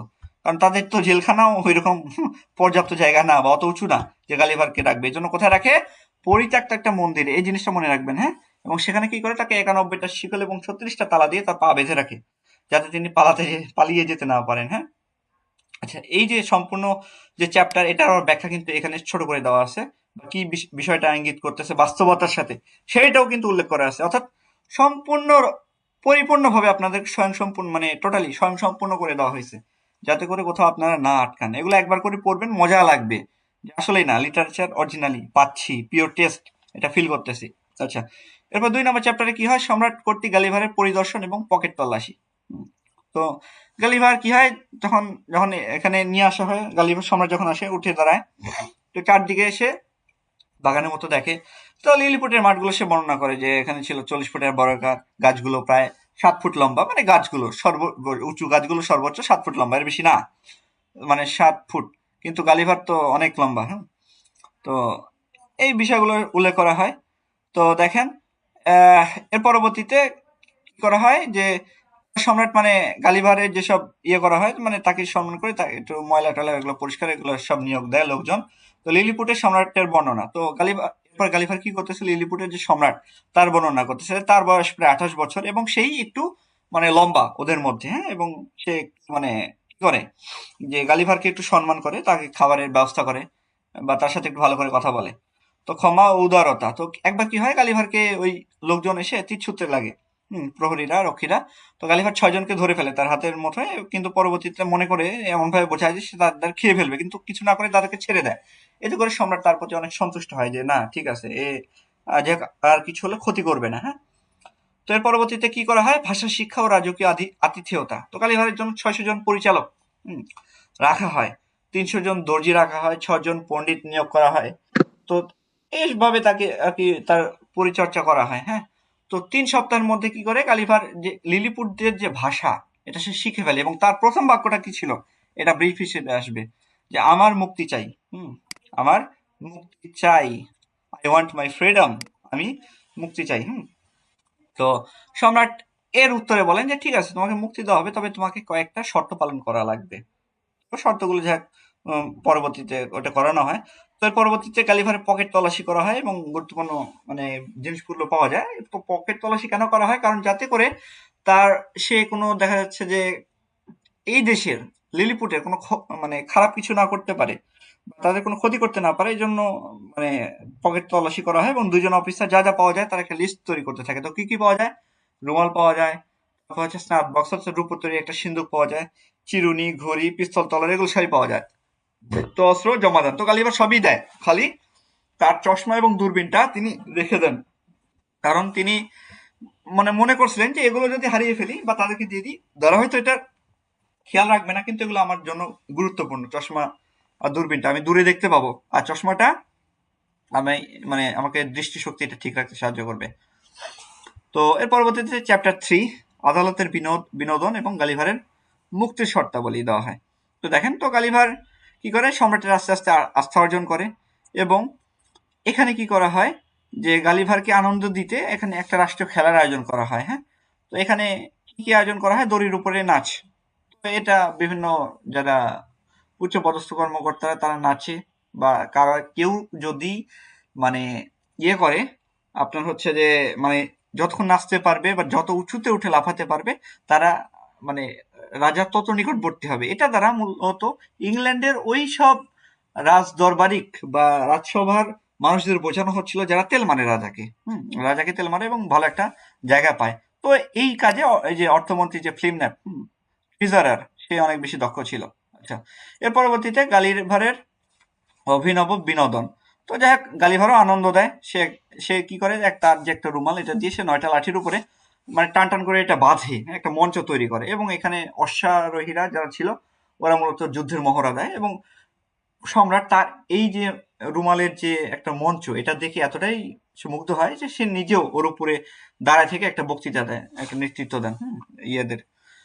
তো হারিয়ে যাওয়া টুপি, এর পরবর্তীতে কি হয়, গালিভার যে হারিয়ে যাওয়া টুপি এটা পাওয়া যায়, এবং 5 জন অশ্বারোহী যে তার এটা ঘোড়া দিয়ে তার ইয়েটা নিয়ে আসে, টেনে নিয়ে আসে টুপিটা, এবং গালিভার এটা পেয়ে সে অনেক আবেগ আপ্লুত হয় এবং অনেক খুশি হয়। তো গালিভারের পায়ের নিচ থেকে কুচকাওয়াজ, এবং গালিভার ছোট ছোট মানুষ তো মাত্র 5-6 ইঞ্চি, এরা কুচকাওয়াজ করে। 3 শতাধিক সৈন্য সামন্ত, এরা অশ্বারোহী, 1000 অশ্বারোহী, এরা কুচকাওয়াজ করতে থাকে। আর মুক্তি, ওই যে একটু আগে বললাম যে মুক্তি, এটা শর্ত দেওয়া হয়। কি কি করা লাগবে, গালিভারে কোন কোন শর্ত আরোপ করা হয় দেখেন, সম্রাটের অনুমতি ছাড়া রাজ্য ত্যাগ করা যাবে না, অনুমতি ছাড়া রাজধানীতে প্রবেশ করা যাবে না, শুধুমাত্র প্রধান প্রধান রাস্তায় হাঁটতে হবে, শস্য ক্ষেত্রে যাওয়া যাবে না। এতে করে যদি সে শস্য ক্ষেত্রের মধ্যে একবার চিটপটাং হয়ে যদি পড়ে যায়, তাহলে পুরো শস্য ক্ষেত্র শেষ। এই জন্য এই রুলস গুলো দেওয়া হয়। কাউকে মারানো বা হাত দিয়ে তোলা যাবে না, এতে করে মানুষ ভয় পাবে। জরুরি বার্তা বহনে গালিভারকে বাহক হিসেবে কাজ করতে হবে, এতে করে সে কি খুব দ্রুত পৌঁছাতে পারবে এক জায়গা থেকে অন্য জায়গায়। ব্লেফস্কুর বিরুদ্ধে যুদ্ধকে লিলিপুটের যুদ্ধকে গালিভার সাহায্য করবে অবশ্যই, কারণ এতে করে গালিভার যেহেতু জায়ান্ট, অবশ্যই সে যদি সাহায্য করে তাহলে লিলিপুটটা অবশ্যই জিতে যাবে। এটার দ্বারা বোঝাচ্ছে যে ফ্রান্সের বিরুদ্ধে ইংল্যান্ডের যুদ্ধ। বড় পাথর সরাতে রাজকীয় কাজে সাহায্য করতে হবে, অর্থাৎ রাজকীয় কাজে বিভিন্ন পাথর প্রয়োজন হয় বা বিভিন্ন বিল্ডিং বানাতে প্রয়োজন হয়, এগুলোতে গালিভারকে সাহায্য করতে হবে। তারপরে 2 মাসের মধ্যে রাজ্যের সীমানা মেপে দিতে হবে, এবং এই শর্তগুলো মানলে গালিভারকে প্রতিদিন কি করবে, 1724 জন লিলিপুটিয়ান সমান খাবার দেওয়া হবে। অর্থাৎ 1724 জনের সমান খাবার গালিভারকে দেওয়া হবে, কারণ সে তো অনেক বেশি খায়, লিলিপুটদের মতো তো একটু একটু করে খায় না।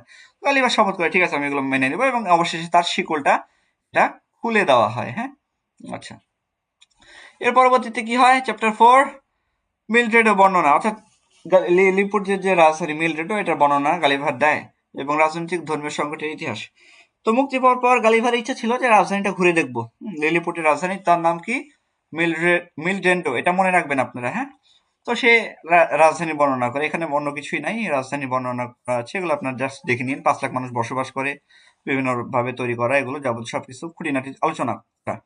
তো লিলিপুটের অভ্যন্তরীণ রাজনৈতিক দ্বন্দ্ব, তো এই জায়গাতে কি করে, রেল ড্রেসাল যে সচিব, রাজকীয় সচিব, সে বলে যে লিলিপুটের 2টা সমস্যা আছে, একটা হচ্ছে উঁচু হিল বনাম নিচু হিল, তাদের মানে সমস্যা, ওই যে ট্রামেক্সান আর স্ল্যামেক্সানের যে সমস্যা, উঁচু হিল এবং নিচু হিল, এটা মানে সমস্যা আছে। তো এরা কি করে, উঁচু হিল যারা ট্রামেক্সান, এরা মানে সংবিধানের সমর্থক, প্রথা বা সংবিধানের সমর্থক, এদেরকে রাজা খুব একটা পছন্দ করে না, এরা সংখ্যা বেশি হলেও বর্তমানে এরা ক্ষমতায় নাই। অর্থাৎ এরা কারা, এরা হচ্ছে আপনার ওই যে হুইক্স, হ্যাঁ সরি টরিস।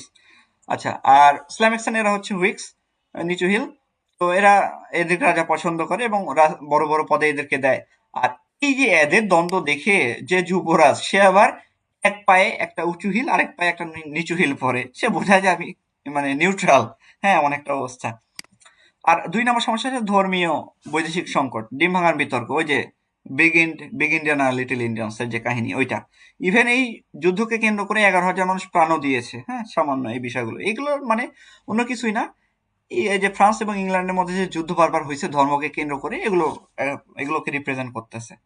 তো দেখেন এই বিষয়, এইভাবে কিন্তু টোটাল ইংল্যান্ডকে সে কিন্তু ধুয়ে দিছে সুইফট, এই সম্পূর্ণ আপনার হচ্ছে গালিভার্স ট্রাভেলসে, বা ইউরোপিয়ানদের যে হিপোক্রেসি, এগুলোকে কিন্তু সে একদম টোটাল সেটার করছে। তো গালিভারের প্রতিশ্রুতি, তো গালিভার বলে যে ঠিক আছে, সজীব জানায় যে ব্লেফুস্কো এটা বিশাল সৈন্যবাহিনী তৈরি করছে, তারা লিলিপুট আক্রমণের প্রস্তুতি নিচ্ছে। তো গালিভার বলে যে ঠিক আছে আমি আপনাদেরকে সাহায্য করব, কোনো সমস্যা নেই, ব্লেফুস্কোর হাত থেকে আপনাদেরকে রক্ষা করব। তো এরপরে 5 নম্বর চ্যাপ্টার কি হয়, ব্লেফুস্কো আক্রমণ, প্রতিরোধ ও রাজকীয় সম্মান এবং প্রাসাদের আগুন। তো ব্লেফুস্কোর কি হয়, নৌবাহিনী দখল। তো লিলিপুট থেকে মাত্র 800 গজ দূরে, মাত্র 800 গজ, মানে গালিভারের কাছে এটা খুব ইজি, ছোট জায়গা, কিন্তু ওদের লিলিপুটদের কাছে তো এগুলো অনেক বেশি, কারণ লিলিপুট এবং হচ্ছে ব্লেফুস্কো এরা একই সমান, এরাও 5-6 ইঞ্চি, ব্লেফুস্কিও পাশের দ্বীপ। তো যাই হোক, মাত্র 800 গজ, কিন্তু মানে গালিভারের কাছে এটা 800 গজ মনে হয় মাত্র, কিন্তু এটা অনেক দূর তাদের সাইজ অনুযায়ী, ওই দ্বীপের বসবাসকারীদের অনুযায়ী।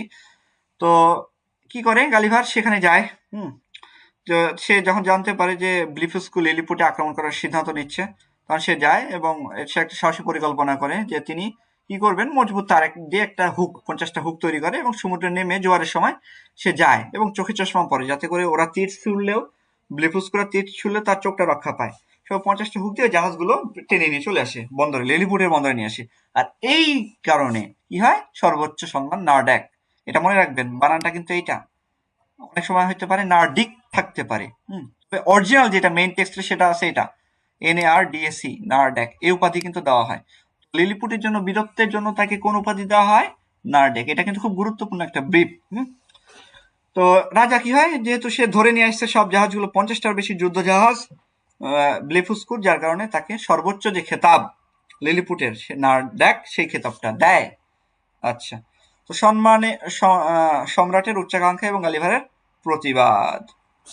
তো বিজয় পাওয়ার পর কি হয়, সম্রাট অনেক তার লোভ বাড়িয়ে দেয়, সে বলে যে গালিভার, তাহলে তুমি এক কাজ করো, ব্লেফুস্কুর বাকি যে জাহাজগুলো আছে এগুলো তুমি ধ্বংস করে দাও এবং তাদের দেশটাকেই তুমি শেষ করে দাও। এতে করে কি করবে, যে এই যে বিগ ইন্ডিয়ান্সরা এরা নিশ্চিহ্ন হয়ে যাবে, হ্যাঁ, অর্থাৎ অর্থাৎ যারা হচ্ছে ক্যাথলিক এরা কি হয়ে যাবে, অরিজিনাল ইংল্যান্ডের প্রেক্ষাপট থেকে ক্যাথলিকরা নিশ্চিহ্ন হয়ে যাবে, অর্থাৎ ফ্রান্সকে শেষ করে দেওয়ার পরিকল্পনা ছিল আর কি।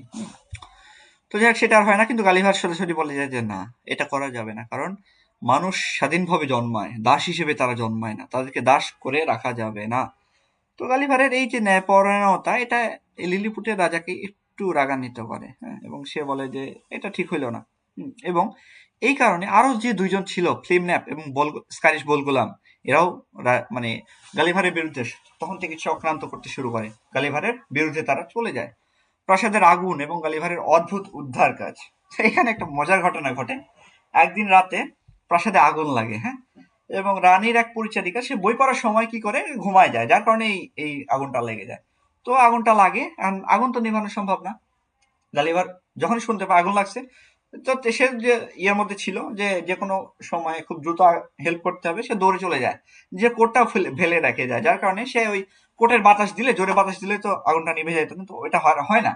তো কিংবা দেখা যাচ্ছে কোটে সমুদ্র ভিজাইলো, দিয়ে ওইটা চিপে দিল, আগুন নেভায় গেল রাজপ্রাসাদে, কিন্তু এটা তো আর হচ্ছে না। তো এই জন্য কি করে, অদ্ভুত একটা কাজ করে, সে পেশাব করেছে এবং গত রাতে সে প্রচুর পরিমাণ মদ খাইছিল, পেশাবও একটু চেপেছিল, একদম ভাসায় দেয়।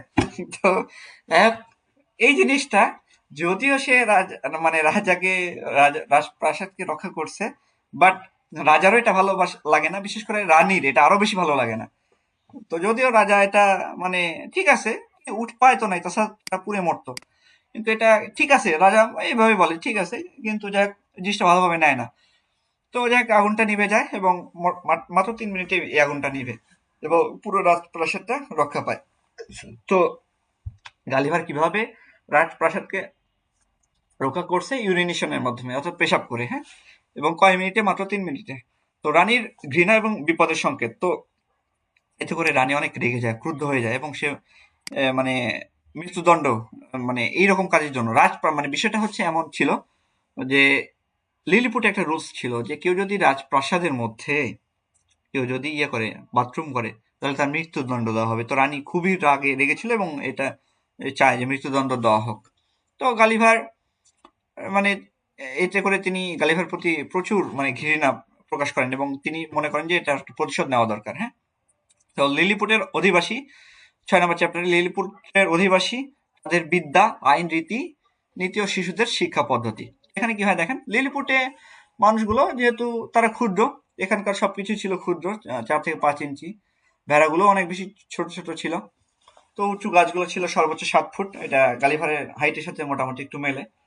তো লিলিপুটরা খুবই ছিল মানে প্রখর দৃষ্টিভঙ্গি, মানে এরকম। তবে তারা কি করতো, তাদের যে লেখাটা, আমরা কি করি, ওই যে ইউরোপিয়ানরা বা আরবিয়ানরা, এরা খাতার এই মাথা থেকে ওই মাথা লিখে, আর এই যে ইয়ারা কি করতো, লিলিপুটিয়ানরা, এটা মনে রাখবেন, কাগজের এই মাথা থেকে। অনেকে আছে না, ছোট বাচ্চা লিখতে লাগলে খাতার এই মাথা থেকে শুরু করে আর কোনা বরাবর গিয়ে ওই কোনায় গিয়ে শেষ করে, মানে একদম নিচে, এইরকম ভাবে লিখতো তারা, হ্যাঁ, এইভাবে আর এইভাবে স্ল্যান্টিং বলা হয় এটাকে। তো বিচিত্র আইনও বিচার ব্যবস্থা, তো এটা কিছু বিচার ব্যবস্থা ছিল, মিথ্যা অভিযোগের শাস্তি, এই জিনিসগুলো গালিভারের খুব ভালো লাগে, যে কেউ যদি মিথ্যা অভিযোগ আনে এবং সেটা যদি প্রমাণিত হয়, তাহলে যে এই মিথ্যা অভিযোগটা আনছিল তাকে মৃত্যুদণ্ড দেওয়া হয়। এজন্য কেউ ভুল মিথ্যা যে মানে অভিযোগ এটা আনতো না। তারপর প্রতারণা বনাম চুরি, তো চুরির থেকে প্রতারণাকে বেশি খারাপ বলে মনে করা হইতো। তারপর পুরস্কার ও শাস্তি, তো এই যে বিষয়টা হচ্ছে, লিলিপুটে খালি শাস্তিটা স্ট্রং ছিল না, এখানে পুরস্কারটা দেওয়া হয়তো ভালো কাজের জন্য, বা কেউ যদি দেখা যাচ্ছে কি যে আইন মান্যকারী, তারা পুরস্কার পাইতো, হ্যাঁ। অকৃতজ্ঞতা, তো লিলিপুটে মারাত্মক একটা অপরাধ হিসেবে ধরা হয়তো অকৃতজ্ঞতা। তো এই জিনিসগুলো গ্যালিভারেরও ভালো লাগে। শিশু ও লালন পালন, শিক্ষা ও শিশু লালন পালন, তো গালিভারে একটা রুলস ছিল যে বাচ্চারা জন্ম পরেই, মানে মোটামুটি 4 বছর হইলেই তাদেরকে নার্সারিতে পাঠানো হইতো, বোর্ডিং, অর্থাৎ এটা সমাজতান্ত্রিকতার পরিচয় দিচ্ছে। দেখেন এখানে কোন দিকে মেসেজ দিচ্ছে সুইফট, সে সমাজতান্ত্রিক যে রুলসটা, যে শিক্ষার যে ব্যবস্থা, এটা সম্পূর্ণ সরকারের হওয়া উচিত ইংল্যান্ডে, তিনি এই মেসেজটা দিচ্ছেন। কারণ ওই সময়ে ওই আয়ারল্যান্ড তো ইংল্যান্ডের মধ্যে ছিল, ব্রিটিশ আয়ারল্যান্ডের মধ্যে ইংল্যান্ড শাসন করত। তো তিনি বোঝাচ্ছেন যে লিলিপুটে এই রুলসটা আছে যে প্রত্যেকটা শিশু জন্মগ্রহণ করার পরে বাবা মায়ের কোনো দায়িত্ব নাই, এর দায়িত্ব হচ্ছে রাষ্ট্রের। সমাজতান্ত্রিক দেশগুলোতে কিন্তু এই রুলসটা আছে। হ্যাঁ, তো ছেলেদের শিক্ষাটা কেমন ছিল? এদেরকে বিভিন্ন বিষয়ে শিক্ষা দেওয়া হচ্ছে, সম্মান, সাহস, দেশপ্রেম এগুলো শেখানো হতো। আর 4 বছর থেকে তারা নিজেদের পোশাক নিজেরাই পরিধান, মানে এক কথায় সেলফ ডিপেন্ডেন্ট তারা হইতে শিখতো।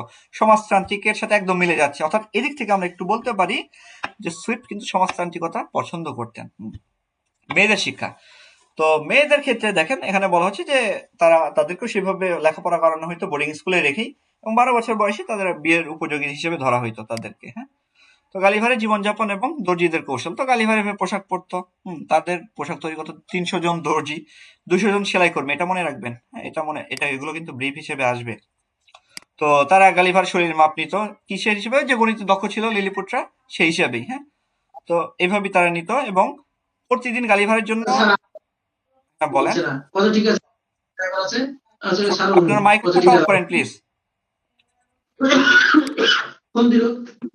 ভাইয়া নেট অনেক ডিস্টার্ব করছে আপনার, স্ক্রিনও মাঝে মাঝে দেখা যাচ্ছে না, আবার কথাও মাঝে মাঝে প্রায়ই আটকাই যাচ্ছে। এটা কি সবারই হচ্ছে?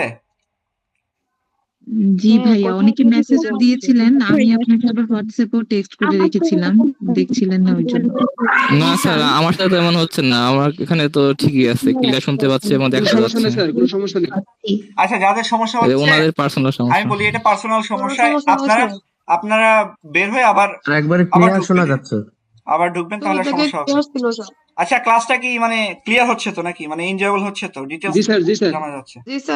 একবারে এনজয়েবল, খুব সুন্দরভাবে বুঝতে পারতেছি। আচ্ছা, ঠিক আছে সাদেক হোসেন, ধন্যবাদ। তো চলেন আমরা ক্লাসে ফিরে যাই। হ্যাঁ, মানে আমি যতটা সম্ভব আর কি চেষ্টা করছি, কারণ এগুলো আপনাদের দরকার আছে, অন্তত গল্পটা একবার পড়ার দরকার আছে। এতে করে আপনার হয়তো সব মনে থাকবে না, বাট একবার যখন পড়বেন 60% থেকে 70% পিক করবেন। 2বার পড়লে 90% পিক করতে পারবেন। এতে করে আপনারা সবসময় আগায় থাকবেন, যেই ব্রিফ আসুক না কেন। এর বাইরে থেকে অসম্ভব, আমি যে সামারিগুলো দিচ্ছি এর বাইরে থেকে ব্রিফ কোথাও পাবেন না, মানে আসবে না। এই যে অ্যানালাইটিক্যাল যে হ্যামলেট থেকে আপনারা যে প্রশ্নগুলো আনসার করলেন, এগুলো 40-40ই পারা সম্ভব যদি আপনি সামারিটা ভালো করে পড়েন। এই জন্য আমি চাচ্ছি যে এত ইনফরমেশন না দিয়ে আপনাদেরকে সামারিটা একদম গোছায় দিচ্ছি ডিটেলসে, যাতে করে মানে তখন মনে হবে যে কোনো ব্রিফ ইজি, এটা কোনো সমস্যা না। দেখা যাচ্ছে ব্রিফ বা দেখা যাচ্ছে যে ইয়েটা এমসিকিউ, এই জন্য সামারিটাতে একটু জোর দিবেন। এই জন্য সামারিটাই যে খুঁটে খুঁটে লিখতেছি, এটা অনেক সময়ের ব্যাপার, অনেক বিষয়ের ব্যাপার। দেখেন কোথায় কতজন, কত কিছু, কত বছর পুঙ্খানুপুঙ্খ রূপে লিখে আছে। তো ঠিক আছে, চলেন আমরা পরে গুলোতে যাই। গালিভার জন্য প্রতিদিন 150 জন বাবুর্চি রান্না করতো 300 জন, এগুলো কিন্তু ইয়েতে আসে, এমসিকিউ হিসেবে কিন্তু আসে। তো যাক, আর তিনি যে খাইতেন একটা তার তৈরি, নিজের তৈরি একটা বিশাল একটা কাঠের তক্তার উপরে বসে তিনি খাইতেন। হ্যাঁ, তো রাজনৈতিক ষড়যন্ত্র এবং রানীর সম্মান রক্ষা, তো ওই যে অর্থমন্ত্রী ফিল্মন্যাপ, সে তো ইয়ের এগেনস্টে চলেই গেছে গালিভারের। তো সে গালিভারের আরো বেশি রানীকে সাহায্য করার জন্য সে আরো বেশি ঘোরশত্রু হয়ে ওঠে। তো সে কি করে, তিনি সম্রাটকে বোঝান যে গালিভারের পেছনে প্রচুর খাবার নষ্ট হচ্ছে, 1700+ মানুষের সে খাবার একাই খেয়ে নিচ্ছে একদিনে, এটা কি ঠিক? এক বেলায় এটা তো ঠিক না। তো সে কি করে, এছাড়া আরেকটা গুজব উঠে যে ফিল্মন্যাপের ওয়াইফ সে নাকি গালিভারের সাথে গোপনে সাক্ষাৎ করতে আসতো, এই জিনিসটা গুজব রটে। তো সেখানে গালিভার ফিল্মন্যাপের ওয়াইফ, সে মাত্র 5 ইঞ্চি 6 ইঞ্চি, সে নাকি গালিভারের মতো 6 ফুটের মানুষের নাকি ইয়ে হতো, যাক এটা কি একটা গুজব রটে। তো এই জিনিস এই কারণে ফিল্মন্যাপ আরো গালিভারের এগেনস্টে চলে যায়। তো গালিভার এটা অস্বীকার করে যে আমার কাছে প্রতিদিন অযথাই তোমরা এগুলো অভিযোগ তুলতেছো, আমার সাথে প্রতিদিন হাজারো মেয়ে দেখা করতে আসে, কিন্তু এটা এটা টোটালি মিথ্যা, এটা গুজব। কিন্তু যাক, সে তো আর ওই দ্বীপের অধিবাসী না, তো এর জন্য তার বিরুদ্ধে এটা চরম শত্রুতাপূর্ণ আর অবস্থা তৈরি হয়। রাষ্ট্রে তার বিরুদ্ধে বিদ্রোহ একটা ঘোষণা পূর্ণ একটা অবস্থা চলে যায়। তো চ্যাপ্টার 7-এ কি হয়, রাজদ্রোহের অভিযোগ এবং ব্লেফুস্কুতে পলায়ন, তো ষড়যন্ত্রের খবর লাভ। তো কি হয়, গালিভার যখন ব্লেফুস্কুতে যাওয়ার প্রস্তুতি নিচ্ছিলেন, তখন কি হয়, রাজদরবার যে এক উচ্চ পদস্থ ব্যক্তি, যাকে গালিভারের আগে সাহায্য করছিল আর কি, তো গোপনে রাতে তার কাছে আসে এবং তিনি গালিভারকে জানান যে রাজ মানে দরবারে কি হচ্ছে, যে হাই ট্রেজন, বা এটাকে অর্থ বলা হয় যে রাজদ্রোহের ষড়যন্ত্র চূড়ান্ত হচ্ছে, এবং ফিল্মন্যাপ, তারপরে হচ্ছে স্কাইরিশ বুলগুলাম এবং রাজাও মোটামুটি বিশেষ করে এরা দুইজন তাকে হত্যা পরিকল্পনা করতেছে, এবং রাজাও তাদের পক্ষেই আছে। তো গালিভারের বিরুদ্ধে আনিত অভিযোগ সমূহ, কি কি অভিযোগ আনা হয়? 4টা অভিযোগ আনা হয়, দেখেন এটাও কিন্তু একদম খুঁটে খুঁটে লেখা হয়েছে। প্রথম অভিযোগ কি, রাজপ্রাসাদের সীমানার ভেতর প্রস্রাব করে আইন ভঙ্গ করা। তো নিয়ম অনুযায়ী এটা করা উচিত ছিল না, কিন্তু সে করছে ওই যে আগুন নেভানোর জন্য। 2 নম্বর হচ্ছে কি, ব্লেফুস্কোর বাকি জাহাজগুলো দখল করতে তাকে বলা হয়েছিল, কিন্তু সে রাজার আদেশ মানেনি। 3য় নম্বর অভিযোগ হচ্ছে কি, ব্লেফুস্কোর দূতদের সাথে সে মানে বন্ধুত্বপূর্ণ আচরণ করছে, শান্তি প্রতিষ্ঠা করছে, এটা একটা। 4 নম্বর অভিযোগ কি যে সম্রাটের মৌখিক অনুমতি নিয়ে ব্লেফুস্কোতে যাওয়ার বাহানায় শত্রুকে সাহায্য করার পরিকল্পনা করা, মানে এটা একটা অভিযোগ আনা হয় আর কি। তো দয়ালু সম্রাটের ভয়াবহ দণ্ড। তো যাই হোক, তো কাউন্সিলর বা সবার সবাই তখন বলে যে গালিভারকে কি করা লাগবে, তাকে বিষ প্রয়োগ করে অথবা পুড়িয়ে তাকে হত্যা করা হবে। এইভাবে গালিভারকে তখন শাস্তি দেওয়া হবে। কিন্তু গালিভারের যে বন্ধু ছিল রিল ড্রেসাল, সে এখানে একটা মেডিয়েটর হিসেবে সে কাজ করে, মিডলম্যান হিসেবে, এবং সে বলে যে না, এইভাবে করা যাবে না। সে একটু গালিভারকে বাঁচানোর চেষ্টা করে, যে গালিভারের এক কাজ করি, তার থেকে বরং 2টা চোখ উপড়ে ফেলি আর তাকে আস্তে আস্তে বন্দি করে রেখে খাবারের পরিমাণটা কমাই দিই, তাহলে একসময় সে না খেয়ে অনাহারে মারা যাবে। এই জিনিসটা মানে রাজা, এবং এতে করে রাজাকে আবার এসে একটু পাম মারে, যে এতে করে কি হবে, আপনার মানে আপনি সরাসরি আপনি তাকে হত্যা করছেন এমনটা আসবে না, বরং আপনি তার প্রতি দয়া করে তাকে হত্যা করছেন, মানে দয়া দেখাইছেন হত্যার ক্ষেত্রেও, এমনটা আসবে। এবং এই ক্ষেত্রে মানুষরা আপনাকে প্রশংসা করবে। তো রাজার এই আইডিয়াটা খুব ভালো লাগে, তো এটাকে তিনি অসীম দয়া হিসেবে মানে গ্রহণ করেন। তো যাই হোক, গালিভারের সিদ্ধান্ত এবং পলায়ন।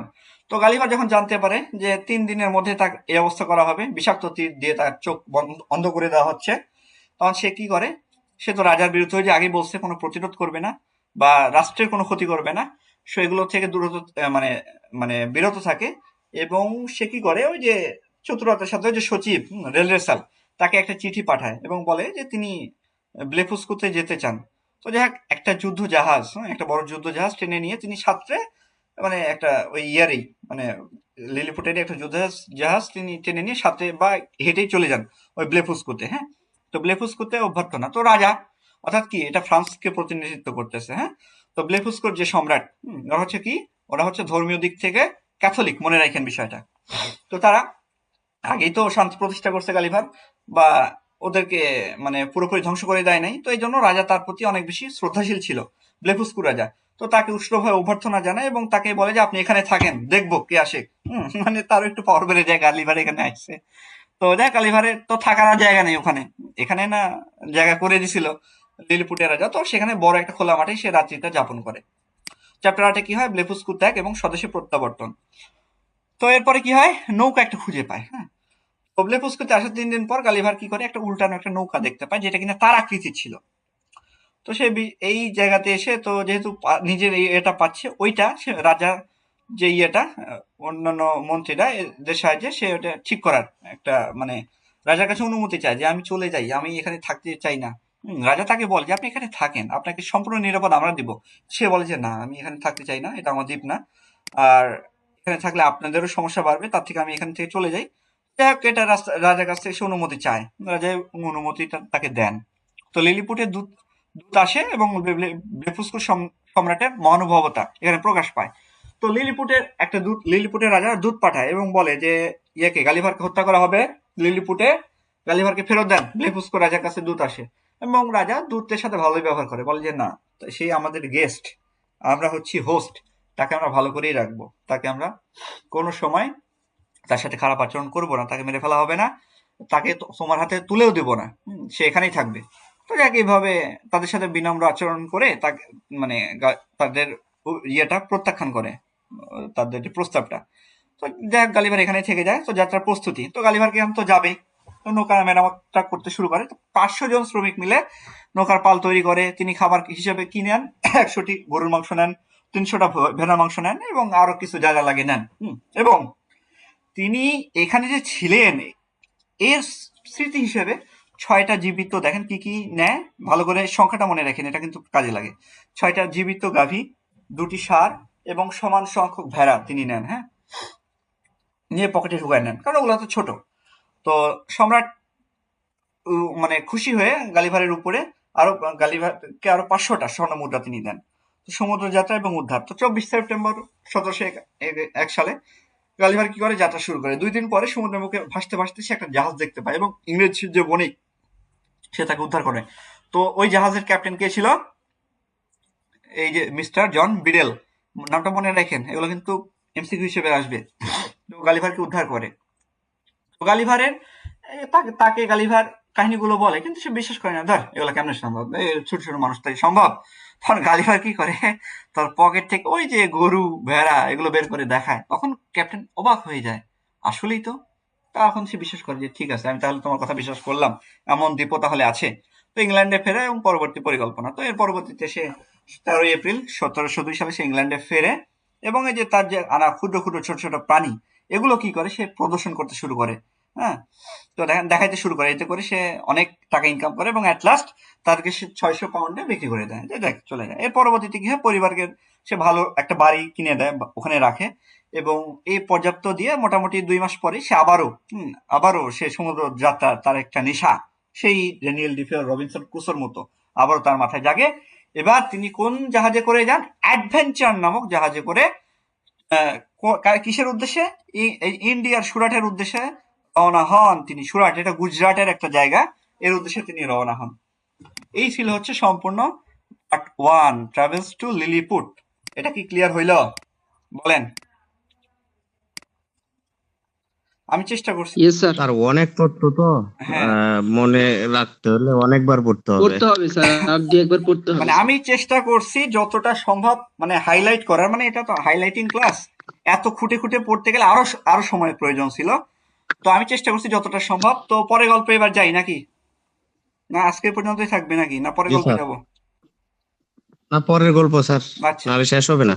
আচ্ছা, দুইটা করে। স্যার। একটা কথা স্যার, হ্যাঁ, একটা কথা বলতাম বলেন বলেন।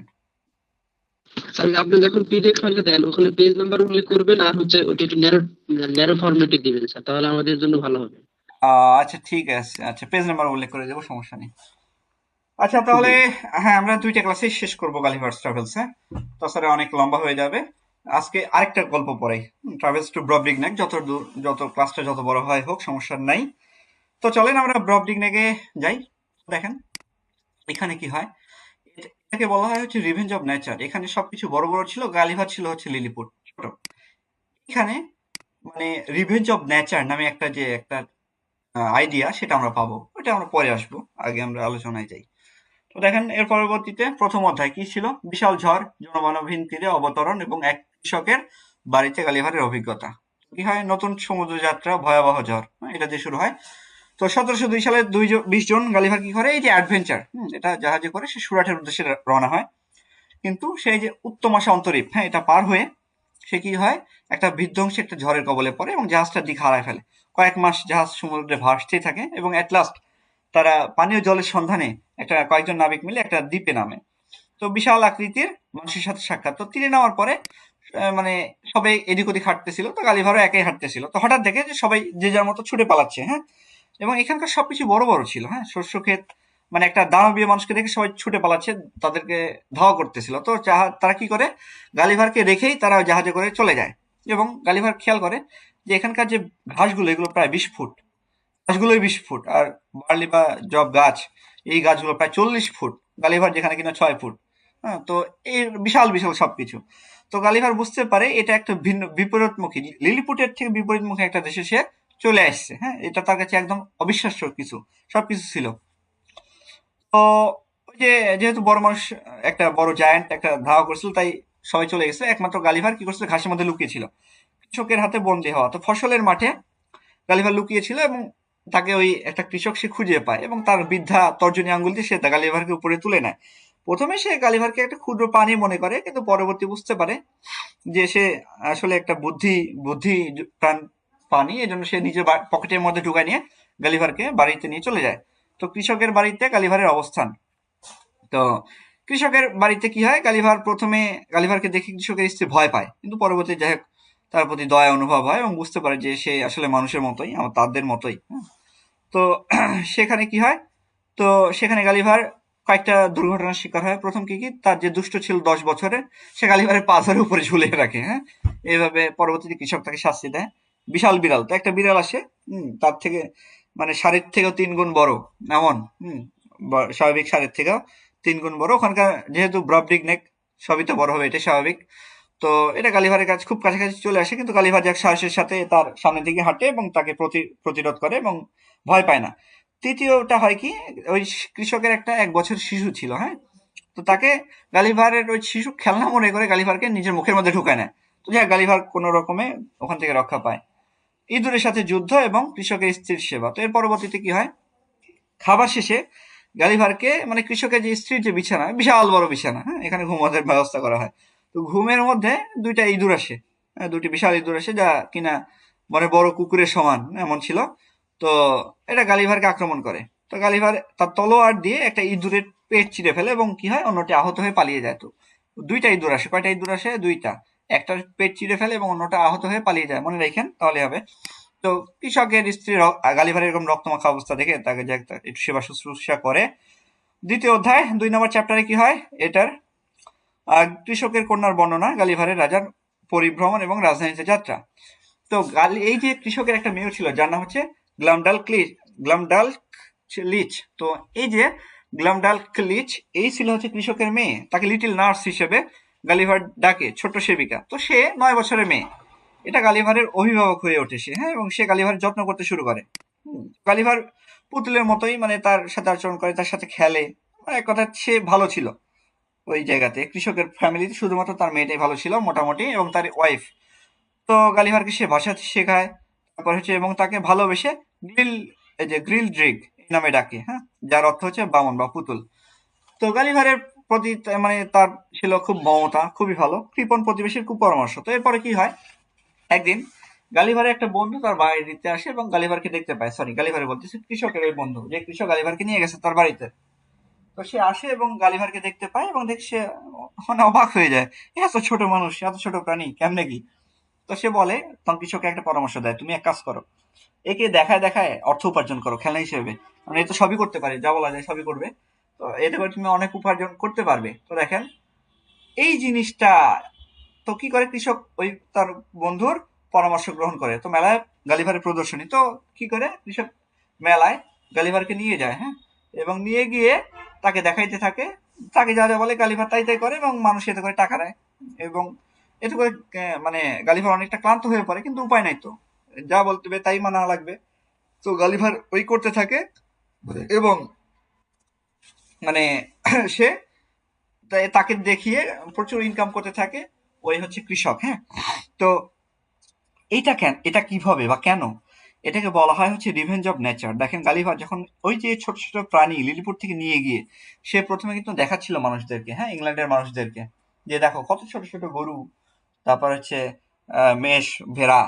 তো এটা এই জায়গাতে কি গালিভার নিজেই হচ্ছে লিলিপুট, এবং মানে তাকে কৃষক দেখিয়ে সে উপার্জন করতেছে, যেই কাজটা কিনা একসময় গালিভার করছে। এর মিনিংটা হচ্ছে রিভেঞ্জ অফ নেচার, অর্থাৎ প্রকৃতি, আপনি যে কাজটা করবেন কর্মফল, সে কাজটা ফলাফল আপনাকে ভোগ করতে হবে। প্রকৃতি কোনো কিছুই বাকি রাখে না, আপনি পাবেন যেই কাজটাই করেন না কেন। ভালো কাজ করলে এর রেজাল্ট ভালো আসবে, খারাপ কাজ করলে এর রেজাল্ট খারাপ আসবেই। এইটাই হচ্ছে মূল মেসেজ। এটাকে বলা হয় হচ্ছে রিভেঞ্জ অফ নেচার। আচ্ছা, তো দেখেন একটা একটা দুষ্টু ছেলে গালিভারের দিকে একটা বিশাল একটা আখরোট ছুড়ে মারে, এটা গালিভার সৌভাগ্যক্রমে মানে বেঁচে যায়। তো রাজধানী গ্রাদ অভিমুখে যাত্রা। তো কি হয়, গালিভার প্রদর্শন করে কৃষক প্রচুর যেহেতু আয় করতে থাকে, তো একসময় ওই লোভী কৃষক সিদ্ধান্ত নেয় সে তাকে রাজধানীতে নিয়ে যাবে। এখানে এতে করে ওখানে আরো বেশি সম্ভ্রান্ত মানুষ বাস করে, গালিভার অনেক বেশি উপার্জন করতে সক্ষম হবে। তো গ্রাদ, এটা মনে রাখবেন যে ব্রবডিংনাগের রাজধানীর নাম কি, ব্রাল গ্রুদ। এগুলো কিন্তু হিসেবে আসবে, কিন্তু হ্যাঁ এমসিকিউ হিসেবে আসবে। তো এখানে সে নিয়ে যায় রাজধানী পৌঁছানো এবং শিক্ষা। আচ্ছা, তো এখানে কি হয়, রাজধানীতে পৌঁছে এখানে যে কৃষক সে এই রাজপ্রাসাদের মানে পাশেই একটা বড় ঘর নেয় ভাড়া করে এবং সেখানে থাকে, এবং প্রতিদিন অন্তত 10 বার গালিভারকে অভিনয় করতে হতো, পারফর্ম করতে হতো এই এই ইয়েতে, আপনার হচ্ছে যে রাজধানীর। তৃতীয় অধ্যায় রাজদরবারে গালিভার পণ্ডিতদের সাথে বিতর্ক এবং রানীর বামনের সাথে শত্রুতা। তো রানী কর্তৃক গালিভারকে ক্রয়। তো গালিভারের অবস্থা খারাপ, মানে এই যে প্রতিদিন তাকে দিয়ে প্রচুর পরিশ্রম করাইতে, প্রদর্শনী 10 বার করে, এই কারণে গালিভার আস্তে আস্তে অসুস্থ হইতে থাকে, হ্যাঁ, এবং হয়তো কৃষক ভাবে হয়তো গালিভার খুব শীঘ্রই মারা যাবে। রানী কাছের জন্য সে তাকে বিক্রি করে দেয় 1000 স্বর্ণ মুদ্রার বিনিময়ে রানী তাকে কিনে নেয় এই কৃষকের কাছ থেকে গালিভারকে। তো কিন্তু গালিভারের অনুরোধে এই কৃষকের যে মেয়ে গ্লুমডাল লিচ, তো সেও গালিভারের সাথে থেকে যায়। তো এবং রানী অনুমতি দেয়, ঠিক আছে সে থেকে যাবে। তো একমাত্র তারই সঙ্গ গালিভার পছন্দ করতো, হ্যাঁ, কারণ তাকে হেল্প করতো গালিভারকে সে। তো রাজকীয় পণ্ডিতদের বিস্ময়, তো দেখেন, তো এটা যখন রানী নিয়ে এসলো রাজপ্রাসাদে, তখন সম্রাট মানে গালিভারকে তার যে রাজপ্রাসাদের যেসব মন্ত্রী মিনিস্টার আছে বা বড় বড় পণ্ডিত, শ্রেষ্ঠ পণ্ডিতদের ডাকলেন এবং বললেন এটা কোন প্রাণী দেখো তো। তখন তারা অনেক জাজ নিরীক্ষা করে কোনো কিছু পাইলো না যে এটা কি। তখন তারা একটা নাম হুদাই মানে অযথা একটা নাম দিয়ে দিল, বললো হচ্ছে রিল প্ল্যান স্ক্রেক্র্যাট, অর্থাৎ প্রকৃতির কৌতুক, মানে এরকম একটা নাম দিয়ে দিল। যে এই বিষয়টা কেন করা হচ্ছিল, যে কোনো কিছু যখন আমরা ব্যাখ্যা করতে পারতো না ইংল্যান্ডের মানুষজন, বা কোনো কিছু যখন তারা জানতো না, তখন এরকম হুদাই অযথা একটা নাম দিয়ে দিত। তো এইভাবেই তারা গালিভারকে একটা নাম দিয়ে দেয়। তো রাজ দরবারে গালিভারের জীবন এবং বাসস্থান। তো রানীর আদেশে গালিভারের জন্য 16 ফুটের বর্গাকার করে একটা কক্ষ তৈরি করা হয়, খুব সুন্দর করে শোবার ঘর তৈরি করা হয় এবং তার জন্য যাবতীয় সব আসবাবপত্র দেওয়া হয়। হ্যাঁ, গালিভার এভাবেই থাকতে থাকে। ইংল্যান্ডের গৌরব বনাম রাজার উপহাস। তো এরপরে কি হয়, গালিভার যখন গর্ব করে তার দেশ ইংল্যান্ডের যুদ্ধ নিয়ে, ধর্ম নিয়ে, রাজনীতি নিয়ে, তখন রাজাকে তিনি বলেন, রাজা তখন অট্টহাসিতে মানে ফেটে পড়েন যে এই ছোট ছোট মানুষ এরা আবার কিনা যুদ্ধ করে, আরে এদের দেশে কিনা আবার রাজনীতিও আছে, ধর্মও আছে। হ্যাঁ, মানে এরকম মানে ছোট ইনসেক্ট একটা পতঙ্গ তারেও কিনে এত কিছু, এইভাবে আর কি, মানে সে তাকে ইয়ে করে, মানে তুচ্ছ তাচ্ছিল্য করেন। ইংল্যান্ড সম্পর্কে শুনে রাজা, তো রানীর বামনের সাথে শত্রুতা। তো দেখেন, গালিভার আসার আগে রানীর ব্রাহ্মণ ছিল হচ্ছে রাজপ্রাসাদের বা রানীর কাছে প্রিয়, কারণ সে ছিল 30 ফুট ছোট, তাই আনন্দ দিত। কিন্তু এই ব্রাহ্মণ আসার পরে তার কদর মানে গালিভার আসার পরে বামনের কদর কমে যায়। তো এই জন্য সে কি করে, গালিভারকে মেরে ফেলার পরিকল্পনা করে। তো কি করে, তার ক্ষতি করার জন্য সে ক্রিমের বাটিতে গালিভারকে ফেলে দেয়। তো দেখ গালিভার অনেক কষ্টে সাঁতরে ওখান থেকে উদ্ধার পায়। তারপর কি হয়, হাড়ের যে মজ্জা, হ্যাঁ, মজ্জার যে হাড়, এই হাড়ের মধ্যে ঢুকায় দেয়। তারপর যে গালিভার কোনোভাবে সেখান থেকে বের হয়ে আসে। তারপরে আবার কি করে, দানবীয় মাছি বা ভীমরুলের উপদ্রব। তো এই যে তার রুমের মধ্যে বড় বড় মাছি ছাড়ে, ভীমরুল ছেড়ে দেয়। তো এগুলো যে অনেক বিষাক্ত হুল, গালিভার কি করছিল, 4টা ভীমরুলের বিষাক্ত হুল সে কেটে ফেলছিল এবং সংগ্রহ করে রাখে, যে যদি কখনো সে এখান থেকে ছাড়া পায় প্রমাণ হিসেবে এগুলো নিয়ে যাবে। তো যাক, এইভাবে সে রক্ষা পায় কোন রকম। চতুর্থ অধ্যায়, দেশের বর্ণনা, রাজধানী এবং রাজপ্রাসাদ। তো ব্রবডিগনেগের যে অবস্থান মানচিত্র, সে এটা বলে যে এই যে ইউরোপের যে মানচিত্রকার যারা নকশা আঁকতো, এরা উত্তর আমেরিকা, হ্যাঁ, উত্তর আমেরিকা এবং জাপানের মধ্যবর্তী যে অবস্থান, এইখানে ভুল সমুদ্রপথ দেখিয়েছে, এরা আসলে ভুল মানচিত্র এঁকেছে। এখানে ব্রবডিগনেগ একটা জায়গা আছে যেটা কিনা 60 মাইল দীর্ঘ, 6,000 মাইল দীর্ঘ এবং এই যে 3,000 থেকে 5,000 মাইল প্রশস্ত একটা বিশাল একটা উপদ্বীপ। এটা কিন্তু এই ইউরোপিয়ান ইয়ারা দেখায় নাই, মানচিত্রকার তারা দেখায় নাই। কিন্তু এটা ছিল কি 30 মাইল উঁচু একটা আগ্নেয়গিরি পর্বতমালা দ্বারা এটা হচ্ছে আবদ্ধ, এবং এই 3 দিকে কি আছে, সমুদ্র। এগুলো কিনা সমুদ্র ঢেউ ছিল অনেক উত্তাল, যার কারণে ভেতর প্রবেশ করে আসলে অসম্ভব। কিন্তু সামহাও গালিভার ওর মধ্যে ঢুকে পড়ছে। এভাবে বলতেছে যে সাধারণ মানুষের পক্ষে এখানে সম্ভব না, বা এরা বাইরের জগতের সাথে বাণিজ্য করা কোনোভাবে সম্ভব না। এই যে এখানকার যে ব্রবডিগনেগ, এখানকার যে নদীতে প্রচুর মাছ পাওয়া যায়, কিন্তু এই মাছগুলো সমুদ্রের স্বাভাবিক মাছের মধ্যে অনেক ছোট। কিন্তু যদি কোনো তিমি মাছ, বড় মাছ, এটা যদি ইয়েতে আটকে যায় পাথরের মধ্যে, তখন তারা ধরে খায়। অর্থাৎ ব্রবডিগনেগের মানুষের তিমি মাছ খায়, তারা এইসব সমুদ্রে এসব ছোট ছোট মাছ তারা খায় না। এই হচ্ছে অবস্থা। রাজধানী লরগুল গ্রাদ। আচ্ছা, তো এটা সম্পর্কে বর্ণনা দিচ্ছে এখানে যে 80,000 বাড়ি, 6 লাখ মানুষ বসবাস করে, 54 মাইল দীর্ঘ, এভাবে। তো রাজপ্রাসাদও বিশাল স্থাপত্য।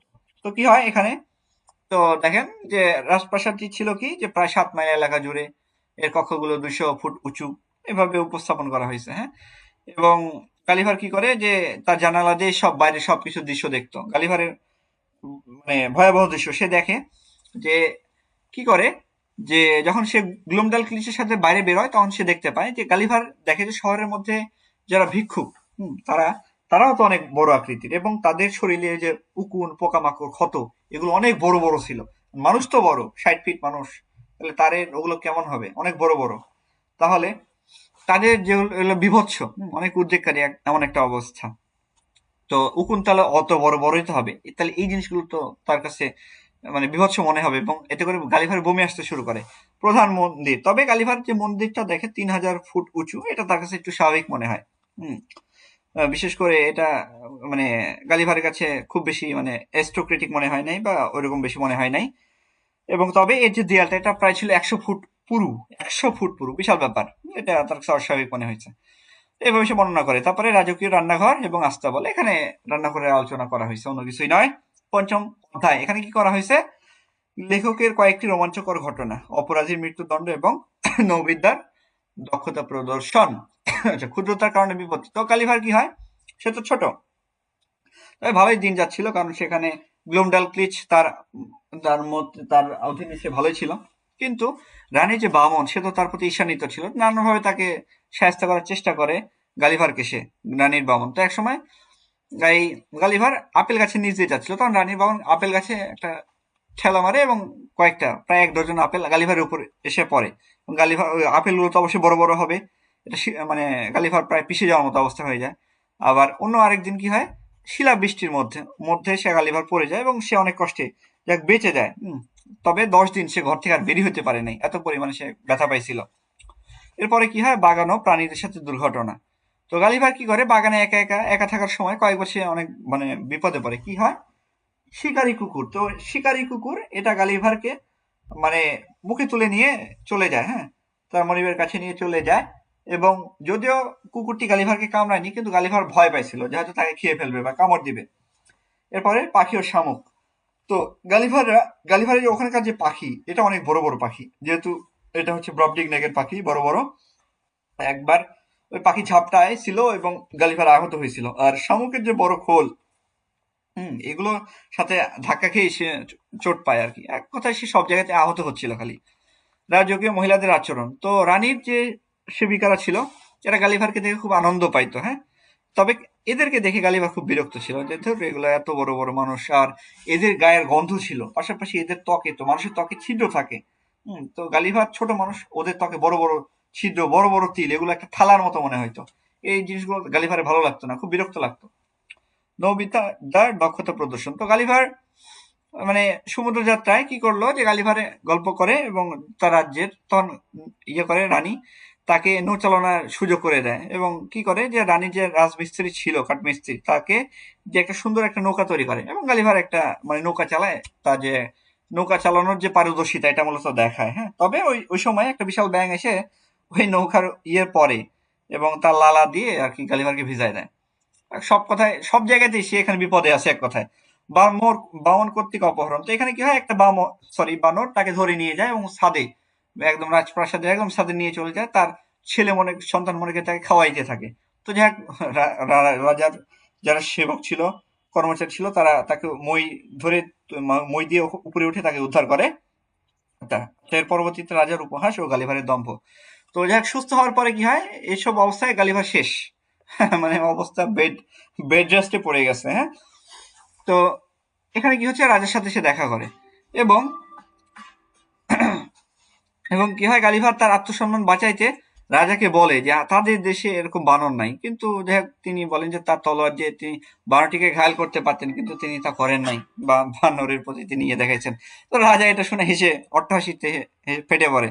তখন আসলে গালিভার বুঝতে পারে যে আসলে আমি যাই বলি না কেন, আমাদের তুলনায়, ইংল্যান্ডের তুলনায় এখানকার সবকিছুই বড় বড়, এবং এখানে যে আমি হাসির পাত্র হব, ইংল্যান্ডের যতই বিরোধ কথা আমি প্রমাণ করতে চাই কেন, কাজ হবে না, কারণ এখানে সবকিছু বড় বড়। এগুলো রাজার কাছে অবশ্যই হাস্যকরই মনে হবে, স্বাভাবিক। এরপরে কি হয়, 600 নম্বর অধ্যায়, 6 নম্বর চ্যাপ্টারে লেখক কর্তৃক রাজা ও রানীকে সন্তুষ্ট করার প্রচেষ্টা, ইংল্যান্ডের বর্তমান অবস্থা এবং রাজার পর্যবেক্ষণ। তো গালিভারের যান্ত্রিক দক্ষতা এবং সঙ্গীত পরিবেশনা। তো গালিভার কি করে, রাজার যে দাড়ি, এটা দিয়ে পরিত্যক্ত চুলের যে গোড়া, হ্যাঁ, এটা দিয়ে সে একটা চিরুনি তৈরি করে। এতে করে রাজা ইমপ্রেস হয়ে যায়। আবার রানীর ঝরে পড়া চুল দিয়ে সে সুন্দর ফ্রেমের একটা মানে চেয়ারের ফ্রেম এবং মানি ব্যাগ তৈরি করে, হ্যাঁ। এগুলো দেখে রাজা অবাক হয়ে যায়, আসলেই সে অনেক বেশি ক্রিয়েটিভ। আচ্ছা, তো আবার রাজার মন রক্ষার্থে বা তাকে আনন্দ দিতে সে কি করে, যে রাজা অনেক বেশি সঙ্গীত পছন্দ করতো, এটা সে জানতে পারে। তখন কি করে, সে বড় একটা স্পিনেট মানে পিয়ানো তৈরি করে। এটা তৈরি করে এবং এটা দিয়ে সে উপরে নিজেই এর উপরে উঠে লাফালাফি করতে এটা একটা সুর তৈরি করে, যেটা কিনা রাজার খুব ভালো লাগে, আনন্দ পায়। আচ্ছা, তারপরে ইংল্যান্ডের শাসন ব্যবস্থা বর্ণনা। এর পরবর্তীতে রাজা একদিন গালিভারের কাছে ইংল্যান্ডের বিস্তারিত জানতে চায়। বলো, তোমার ইংল্যান্ড সম্পর্কে তুমি এত বেশি বলতে চাও, বলো দেখি কি কি আছে তোমাদের ইংল্যান্ডে। তখন গালিভার একদম যে রাজামশাই, আমাদের সংসদীয় শাসন ব্যবস্থা বিদ্যমান, হাউস অফ লর্ডস, সেখানে অভিজাত মানুষেরা থাকে, ধর্মীয় যাজকরা থাকে। হাউস অফ কমন্স, সেখানে দেখেন House of Lords, House of Commons, সেখানে আমরা ইংল্যান্ডের যে দুইটা যে সংসদীয় যে মানে জায়গা, সেটার কিন্তু আমরা ইয়ে পাই, দ্বিকক্ষ বিশিষ্ট শাসন ব্যবস্থা, সেটা প্রমাণ আমরা পাই। হ্যাঁ, তো তার পরবর্তীতে এখানে যে ইতিহাস, এটা অনেক গৌরব উজ্জ্বলময়। এই যাবতীয় সবকিছু সে বলে, এবং রাজা মুগ্ধ হয়ে এসব আসলে শুনতে থাকে। হ্যাঁ, তিনি ভেবেছিলেন যে রাজা আসলে মুগ্ধ হবেন, কিন্তু আসলে তা না। রাজা তীক্ষ্ণ প্রশ্ন করে এরপরে যে আসলে আচ্ছা, উম, তোমরা এই যে ছোট ছোট মানুষ, হ্যাঁ, সেখানে কি কি করা হয়? এখানে কি যে যোগ্যতা, এটা কি মেধার ভিত্তিতে যাচাই করা হয়, নাকি ঘুষের বিনিময়ে করা হয়? এরকম একটা প্রশ্ন তোলে। কারণ গালিভার বলে যে, বলছিল যে বিভিন্ন জায়গায় তারা মানে ভালো ভালো জায়গা অর্জন করে টাকার বিনিময়ে। তারপরে প্রতিনিধিরা যে বলে যে প্রতিনিধিরাই যে এত যে ভোটের আয়োজন যে করে, আর যে ভোটে দাঁড়ায়, তারা কি দুর্নীতি করে কি পরবর্তীতে কি টাকা উসুল করে? এরকম প্রশ্নগুলো করে রাজা। তারপর আরো বলে যে আইনজীবীরা কি টাকার বিনিময়ে অন্যায়ের পক্ষে ওকালতি করে না? দেখেন, আমার মনে হবে যে আপনাকে বলতেছে। বর্তমান বাংলাদেশে কি হচ্ছে যে ভোটের আগে টাকা দিচ্ছে এবং পরবর্তী ভোট পেয়ে জয় হচ্ছে, এবং ভোটের পরে ব্যাস বিল্ডিং গাড়ি বাড়ি সব হয়ে যাচ্ছে। হ্যাঁ, কানাডায় বাড়ি হয়ে যাচ্ছে, বেগম পাড়ায়। আচ্ছা, আইনজীবীরা কি করতেছে দেখেন, তারা কত নিকৃষ্ট এরা। যে এরা কোনো এই যে অন্যায়, সেটা অন্যায় জেনেও তারা তার পক্ষে ওকালতি করে, কিসের জন্য? টাকার বিনিময়ে। বর্তমান সমাজকে বলতেছে এই জিনিসটা। এই প্রশ্ন কিন্তু ব্রবডিংট্যাগের রাজা কিন্তু এটা প্রশ্নটা করে গালিভারকে। আচ্ছা, তারপরে এই যে শান্তি থাকা সত্ত্বেও, ইংল্যান্ড ধরলাম এত শান্তি আছে, শান্তি থাকা সত্ত্বেও তারা বেতনভুক্ত সৈন্য কেন রাখে, ভাড়াটে সৈন্য কেন রাখে? এরকম প্রশ্নের উত্তর গালিভারের কাছে ছিল না। কারণ গালিভার আসলে বুঝতে পারে যে আসলেই তো তাই। তাহলে ইংল্যান্ড কতটা সেভেজ। এর এর মাধ্যমে কি করছে দেখেন, সুইফট সম্পূর্ণ ইংল্যান্ডকে একদম ধুয়ে দিছে। আসলেই তো ইংল্যান্ড এতটাই খারাপ। কতটা সূক্ষ্ম একজন রাইটার হলে এইভাবে লিখতে পারে। রাজার চূড়ান্ত সিদ্ধান্ত এবং ক্ষতিকর কীট পতঙ্গ। আচ্ছা, তো গালিভারের তথ্যগুলো বিশ্লেষণ করার পর রাজা অত্যন্ত দুঃখের সাথে মন্তব্য করে যে ইংল্যান্ড আসলে গত 100 বছর যে ইতিহাস, ষড়যন্ত্র, বিদ্রোহ, হত্যা, এগুলো সবকিছু হচ্ছে মানে সবকিছু খারাপ, কোনো কিছু ভালো না। তো রাজার মতে এইসব তোমাদের দেশে অলসতা, অজ্ঞতা, কুপ্রবৃত্তি, এগুলো হচ্ছে নেতা হওয়ার মূল উপকরণ। ভালো মানুষকেও নেতা হয় না। তো তিনি এইভাবে বলতেছেন।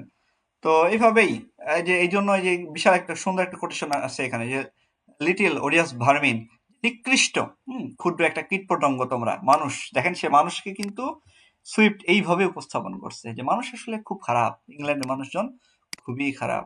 এই জন্যই তার প্রত্যেকটা রাইটিং স্যাটারিক্যাল, এইরকম ওয়ার্ড গুলো তিনি ব্যবহার করছেন। হ্যাঁ, modest proposal, tale of a tub, battle of books, প্রত্যেকটাতে তিনি একদম ধুয়ে দিয়েছেন আর কি। আচ্ছা, এরপর হচ্ছে 7ম অধ্যায়। এখানে কি আছে? লেখকের দেশপ্রেম, রাজাকে বারুদের প্রস্তাব, তা প্রত্যাখ্যান এবং ব্রবডিংট্যাগের জ্ঞান বিজ্ঞান ও আইন ব্যবস্থা। তো প্রথমে কি আছে 7ম অধ্যায়? সেটা হচ্ছে রাজাকে বারুদ ও কামানের প্রস্তাব। তো গালিভার বলে যে মানে তার কাছে প্রিয়, রাজার কাছে প্রিয় পাত্র হতে যাচ্ছে গালিভার, এবং বলে যে আপনার দেশে আপনি শ্রেষ্ঠ হবেন কিভাবে? আপনি এই যে গান পাউডার এটা ব্যবহার করেন, এতে করে কি হবে? বারুদ তৈরি হবে, এবং একটা বারুদ যদি ছুড়েন, একটা গোলা যদি ছুড়েন, হাজার হাজার মানুষের দেহ ছিন্ন বিচ্ছিন্ন হয়ে যাবে। হ্যাঁ, বা দেখা যাচ্ছে আস্ত জাহাজ ডুবিয়ে দেওয়া যাবে, শত্রুপক্ষকে শেষ করা যাবে, কেউ যদি বিদ্রোহ ঘোষণা করে তাদেরকে শেষ করে দেওয়া যাবে। এরকম মরণাস্ত্র আপনি তৈরি করেন। রাজার এতে করে কি হয়? ভয়াবহ প্রতিক্রিয়া, এবং গালিভারকে ধিক্কার করে, বলে যে আচ্ছা, সে বলে যে আমার যদি অর্ধেক রাজ্য চলে যায় তা আমি এগুলো করব না। কেন আমি এগুলো করবো? হোয়াই? মানুষের কেন এত নারকীয় কাজ করতে হবে, এত খারাপ কাজ কেন করতে হবে? এত খারাপ কাজ তো করার কোনো প্রয়োজন নাই। সে মানুষ যদি মারণাস্ত্রের উদ্ভাবক হয় তাহলে তারা অবশ্যই খুব খারাপ। দেখেন কিভাবে মারণাস্ত্রগুলো, ওই যে গোলা, ওই সময় যে ইংল্যান্ড রয়্যাল নেভি, যেটা তাদের প্রাইডের ইয়ে মানে প্রতীক, সেইটাকে সে স্যাটার করতেছে, যেটা অন্যান্য দেশগুলোকে কিভাবে অশান্ত করে রাখে, যুদ্ধ করে, হাজার হাজার মানুষ মারে। মানুষ কি করতেছে? মানুষ মারার হাতিয়ার তৈরি করতেছে। তার মানে মানুষ কত খারাপ। আর এখন দেখেন, এখন মনে হবে যে আসলেই সে কতটা জিনিয়াস ছিল। দেখেন, পারমাণবিক বোমা, হাইড্রোজেন বোমা, কত কি তৈরি করতেছে না? চীন, আমেরিকা, রাশিয়া, কি অবস্থা! হ্যাঁ? ইরান, তারপর হচ্ছে ইরানে তো নাই, যাই হোক যে কি ইসরায়েল, এরা এইসব তৈরি করতেছে, মানুষ মারার অস্ত্র তৈরি করতেছে। যে যত বেশি এগুলো অস্ত্র তৈরি করতে পারতেছে সে তত বেশি কি সভ্য হয়ে যাচ্ছে। হ্যাঁ, আমেরিকা অন্য দেশের রাষ্ট্রপ্রধানকে তুলে নিয়ে আসলো, তাও কিন্তু তার বিরুদ্ধে বলার কেউ নেই। আসলে আমরা মানুষ ভালো না। কিসের জাতিসংঘ? জাতিসংঘ বলে কিছু নাই, ওইটা হচ্ছে গরিবদের জন্য নিয়ম, আসলে গরিবদের জন্য। বড় লোকেরা নিয়ম তৈরি করে আর গরিবদেরকে সে নিয়ম মানতে হয়, বড় লোকদের জন্য কোনো নিয়ম খাটে না। দেখেন কত অ্যানালাইসিস, আসলে এগুলো চিন্তা করতে গেলে মাথা চলে না। যাই হোক, আমরা ওইদিকার না যাই। তো তিনি গালিভারকে বলেন যে তোমরা আসলে যথেষ্ট খারাপ, উপহাস করে গালিভারের মানে ইউরোপীয়দের জ্ঞান নিয়ে রাজা। এরপরে ব্রবডিগনেক রাজনীতি ও শিক্ষা। তো রাজার মতে যে তিনি বলেন যে রাজনীতির কাজ হল মানুষের সেবা করা, ষড়যন্ত্র করা নয়, মানুষের বিরুদ্ধে মানে খারাপ পরিকল্পনা করা নয়। তা আচ্ছা, তারপরে তিনি এগুলো বলেন যে আমাদের এখানে কি দরকার, মানুষকে ঠিক করতে দরকার হচ্ছে নীতিশাস্ত্র, ইতিহাস, কবিতা, গণিত, এগুলো দরকার। এগুলো প্রয়োজন, এগুলো বাস্তবিক কাজে লাগে। তারপর সরল আইন ব্যবস্থা এবং লাইব্রেরি। তো ব্রবডিগনেকের আইনগুলো ছিল অত্যন্ত কি সহজ এবং সংক্ষিপ্ত। এখানে আইনের বড় বড় যে অ্যাক্ট, এগুলোর আইনের ফাঁকফোকর তৈরি করে মানুষজন, এগুলো না। ওরা যা আইন তাই, এবং ওরা মানে, সোজা কথা মানে ওইসব এই আইনের অধীনে এততম ধারা, ওগুলো ওগুলো ওগুলো কিছু নাই, সরাসরি আইন। এই জিনিসগুলো তারা সরাসরি মানে। সামরিক বাহিনী এবং ইতিহাস। তো ব্রবডিগনেকের সামরিক বাহিনী নাই নিয়মিত, এটা বেতনভুক্ত নাই, এবং যখন প্রয়োজন হয় তারা ওই যে কৃষক ব্যবসায়ী সবাই মিলে এই কাজটা করে প্রয়োজন হইলে, তাছাড়া প্রয়োজন হয় না, কারণ তারা শান্তিতেই থাকে। অষ্টম অধ্যায় গালিভারের ব্রবডিগনেক ত্যাগ এবং ইংল্যান্ডে প্রত্যাবর্তন। তো মুক্তির আকাঙ্ক্ষা ও সমুদ্রযাত্রা। তো গালিভার ব্রবডিগনেকে 2 বছর কাটানোর পর রাজার সাথে মানে দক্ষিণ উপকূল ভ্রমণে যায়। তো সেখানে তাকে ভালোভাবে রাখা হয়েছিল, তবে উপকূলে গিয়ে সে অসুস্থতার একটু ভান করে। হ্যাঁ, মানে খাঁচার মধ্যে ছিল, পাখির খাঁচায় সে বন্দি জীবনযাপন, তারা ভালো লাগতেছিল না, তার নিজের দেশে তো সে যাবে। তো এই জন্য মানে তাকে সমুদ্রে দক্ষিণ উপকূলে নিয়ে যাওয়া হয় ঈগল কর্তৃক অপহরণ এবং সমুদ্রে পতন। তো কি হয়, একদিন সে বাক্সের মধ্যে ঘুমাচ্ছিল। তো গ্লুমডাল ক্লিচ সেখানে ছিল, এবং ওই রানীর যে সেবিকা তারাও ছিল। তো এখানে রেখে এক জায়গায় রেখে তারা একটা পাখির সন্ধান করতে থাকে। তো হঠাৎ কি করে একটা বড় ঈগল ওইটাকে একটা কচ্ছপ মনে করে সে তুলে নিয়ে চলে যায়, নিয়ে গিয়ে সমুদ্রের মধ্যে গিয়ে আবার আরেকটা ঈগল কি করে ওই ঈগলকে নিয়ে কারাকারি শুরু করে। 2 ঈগলের কারাকারিতে ওই ইয়েটা সমুদ্রের মধ্যে পড়ে যায়, গালিভার ওই বক্স সহ। তো বক্সটা মজবুত ছিল এবং এটা নিচে লোহার পাত ছিল, যাই কারণে এটা পানিতে ডুবে না, ভেসে থাকে। তো ব্রিটিশ জাহাজে উদ্ধার। তো কয়েক ঘন্টা পরে সেখানে কি হয়, একটা ব্রিটিশ জাহাজ আসে, জাহাজের যে ক্যাপ্টেন, এটা মনে রাখেন টমাস উইলকক্স সে আসে এবং গালিভারকে একটা ভাসমান দেখে এটা মানে তাকে উদ্ধার করে। হ্যাঁ, তো ক্যাপ্টেনকে গালিভার বলে যে এত লোক উদ্ধার করা কি দরকার, মাত্র একটা আঙ্গুল দিলেই তো আমি উদ্ধার হয়ে যেতাম। দেখেন এখানে সে দীর্ঘদিন গালিভার ব্রবডিগনেকে ছিল, ওখানকার সাথে সে অভ্যস্ত হয়ে গেছে, এই জন্য তার মনে হচ্ছে যে একটা আঙ্গুল দিলে তো আমি উঠে আসতে পারতাম, বা এত তো দরকার ছিল না, এত আয়োজন। কিন্তু সে তো আর মানে বুঝতে পারতেছে না, সে স্বাভাবিক মানুষদের সাথে চলে আসতেছে, মানে তার মাইন্ড ওইভাবে সেট হয়ে গেছে। তো নাবিকরা, ক্যাপ্টেনরা তাকে পাগল মনে করে, এই হচ্ছে পাগল হয়ে গেছে। তখন কি হয়, তখন গালিভার তখন কি করে যে তার নিজের যে আকৃতি এটা আসলে সে ভুলে গিয়েছিল, সত্যের প্রমাণ এবং স্মৃতিচিহ্ন। তো সে ওই তখন গল্প করতে শুরু করে ওদেরকে, ব্রবডিগনেকের সরি মানে এবার হচ্ছে ক্যাপ্টেনকে জাহাজের সবকিছু বলে যে আমি এই জায়গাতে গেছিলাম এবং এই জিনিসগুলো দেখছি, এত বড় বড় মানুষ। তখন তারা বিশ্বাস করে না, ধরে নিশ্চিত পাগল, 100% পাগল।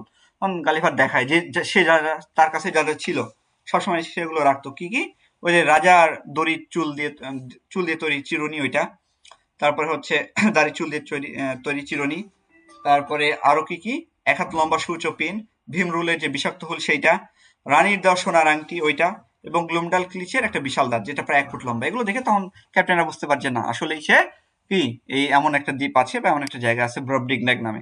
তো ইংল্যান্ডে ফেরা এবং বিচিত্র আচরণ। এরপর কি হয়, 1706 সালে এই যে গালিভার ইংল্যান্ডে পৌঁছায়। হ্যাঁ, তো ইংল্যান্ডে ব্রবডিগনেকের বিশাল সবকিছু দেখে গালিভারের চোখ একদম মানে মানে সবকিছুই মানে কি হয়, ইংল্যান্ডে এসে পৌঁছায়। ব্রবডিগনেকের এতদিন যা যা সে দেখছে, এটা দেখার পর ইংল্যান্ডের সবকিছুই, বাড়িঘর, মানুষ, সবকিছু তার কাছে ছোট ছোট মনে হয়, মানে এগুলো কেমনে এগুলো বাঁচে। তখন মানে সে স্বাভাবিক অবস্থায় আর নাই, মানে হইতে সময় লাগতেছে। তো যাই হোক, সেভাবেই সময় কাটাইতে থাকে। নিজের বাড়িতে ঢুকে সে নিচু হয়ে ঢুকতে শুরু করে, মানে নিচু হয়ে, যে হয়তো আমি ছাদে মাথা আটকে যাবে এমন। তারপরে তারপরে কি হয় যে তার স্ত্রীকে দেখেও তার কাছে ছোট মনে হচ্ছিল, এভাবেই সবাই মনে করতেছিল সে পাগল হয়ে গেছে। তো মূলত এইখানেই এইভাবে শেষ হয়। হ্যাঁ, সে ব্রডব্রিকনেক থেকে অবশেষে কোথায় চলে আসে? নিজের দেশে ইংল্যান্ডে চলে আসে। আজকে আর না পড়ি, আগামী ক্লাসে ইনশাল্লাহ দুইটা পড়াই দেবো। তো বলেন, কনসেপশন ক্লিয়ার হয়েছে? আসলে অনেক লম্বা, হ্যাঁ, মানে এগুলো ওইভাবে না বললে তো আপনাদেরও কনসেপশন ক্লিয়ার হবে না। তো যাই হোক, মানে সবকিছু যা বললাম ক্লিয়ার হয়েছে তো? সাদেক হুসাইন, কনসেপশন? জি স্যার, কনসেপশন ক্লিয়ার, কিন্তু এখানে যে অনেকগুলা সাল এবং ডেট আছে, এগুলোও কি মনে না রাখতে না, হবে? এগুলো দরকার নেই, এগুলো মনের দরকার নেই, সালের দরকার নাই। তবে এই যে বিভিন্ন যে নামগুলো বললাম না, আমি দেখেন ওখানে বোল্ড করে দেওয়া আছে। পিডিএফ যখন দিব ওই বোল্ড গুলো দেখবেন। রুমি নাহার, ক্লিয়ার স্যার, আচ্ছা ঠিক আছে, ধন্যবাদ। ওই যে বোল্ড গুলো আছে এইগুলো আপনারা মানে পড়বেন, তাহলে মনে রাখবেন, তাহলে হবে ইনশাল্লাহ। হ্যাঁ, তাহলে যে কোনো ব্রিফ আপনারা কম করবেন। পিডিএফটা একটু আগে ভাগে দিলে একটু পড়া যাইতো আর কি। আচ্ছা, এই যে এই আজকে দুইটা, পিডিএফ দিয়ে দিন। এই দুইটা আমি আজকে দিয়ে দিচ্ছি, সমস্যা নাই, এই কিছুক্ষণের মধ্যে দিয়ে দিচ্ছি। আর পরের গুলো আমি মানে পরের ক্লাসটা একবারে ওইটা দিয়ে দিব, একবারে পুরো গালিভার ট্রাভেলসটাই দিয়ে দিব, ঠিক আছে?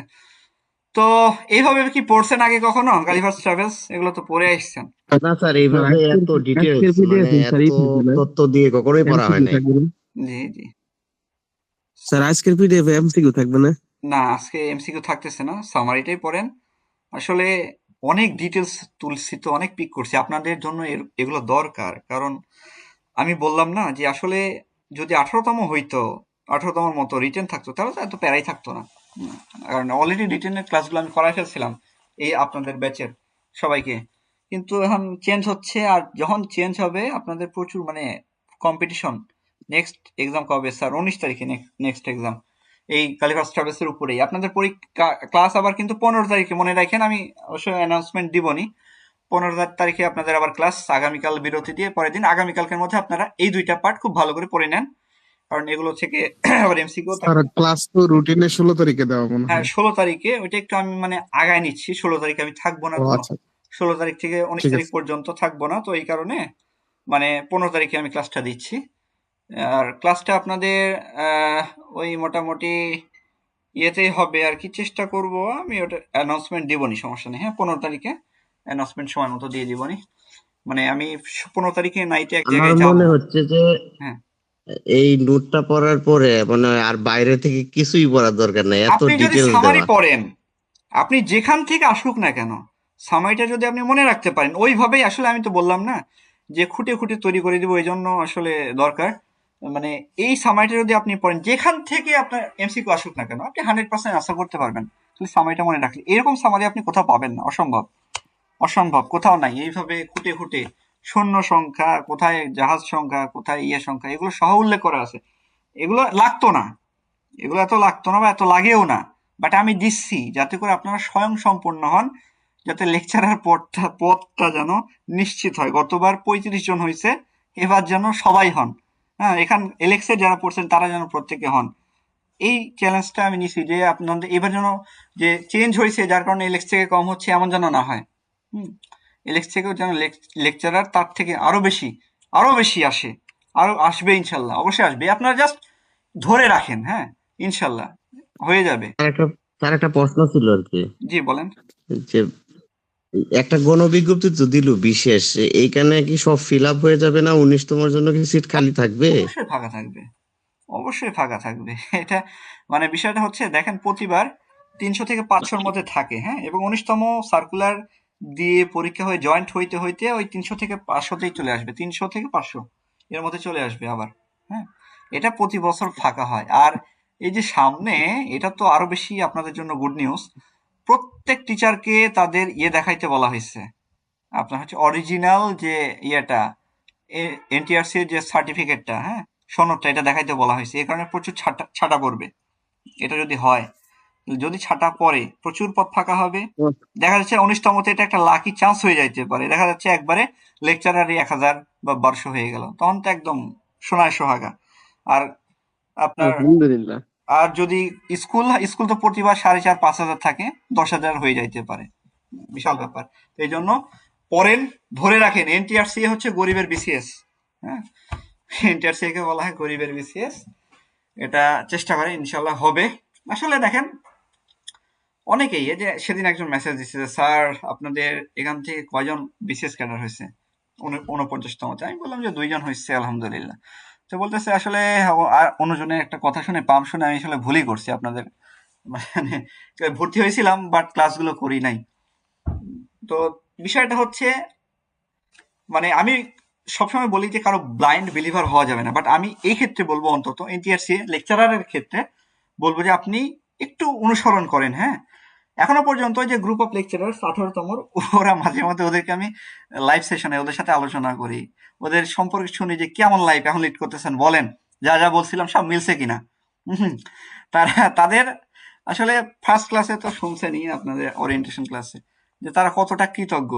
লাইফ থেকে তারা প্রত্যেকে আপনাদের মতো অবস্থানেও কিন্তু নাই, প্রত্যেকে ম্যাক্সিমাম লাইফ থেকে ঝরে পড়া তারা। সেই সব পাবলিকেরা চাকরি পাইছে, কোথায় কোন চাকরি, তা প্রভাষকের চাকরি, সরাসরি অ্যাসিস্ট্যান্ট টিচারও না, তারা লাইফ থেকে ঝরে পড়ছে। ম্যাক্সিমাম বয়স প্রায় 35-এর কাছাকাছি। কলেজের চাকরি ভয় দিত না, সরি মানে ভয়ে কলেজের চাকরিতে জয়েন করতো না তারা, সরি মানে পরীক্ষা দিত না, তারা সাহস করে পরীক্ষা দিছে। একজন মানে ওই গ্রুপটাকে কাউন্সিল হচ্ছে একজন, মানে একজন ক্লাস করছে, তার খুব ভালো লাগছে।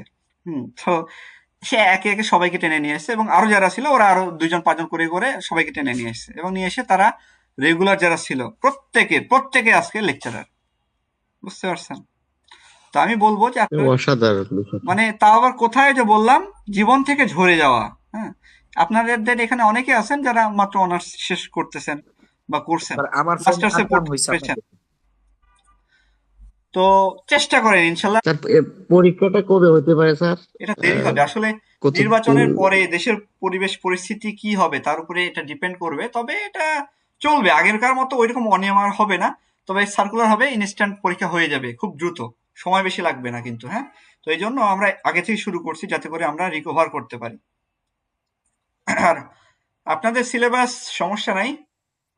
স্যার কয়টা টপিকস পড়তে হবে টোটাল? যতগুলো টপিক পড়ানো হোক, পড়া লাগুক, সিলেবাস দিলে সবই পড়ানো হবে, তবে যেগুলো মাস্ট আসবেই সেগুলো আমি ধরছি আগে, এগুলো আগাইতে থাকি, ইনশাল্লাহ দেখা যাক। ঠিক আছে, স্যার হ্যাঁ বলেন। স্যার আমরা কি জেনারেলের যে আগে সিলেবাসটা আছে জেনারেলি কি ওই সিলেবাসটাই ফলো করব? জেনারেলের হ্যাঁ আগের সিলেবাস, সেম সিলেবাস আপনারা ফলো করেন, জেনারেল ওইদিকে আগায় রাখেন, তাহলেই হবে। স্যার জেনারেলেও কিন্তু স্যার সিলেবাস চেঞ্জ হয়েছে, সাধারণ জ্ঞান কিন্তু থাকবে না, বিজ্ঞান থাকবে আর কি।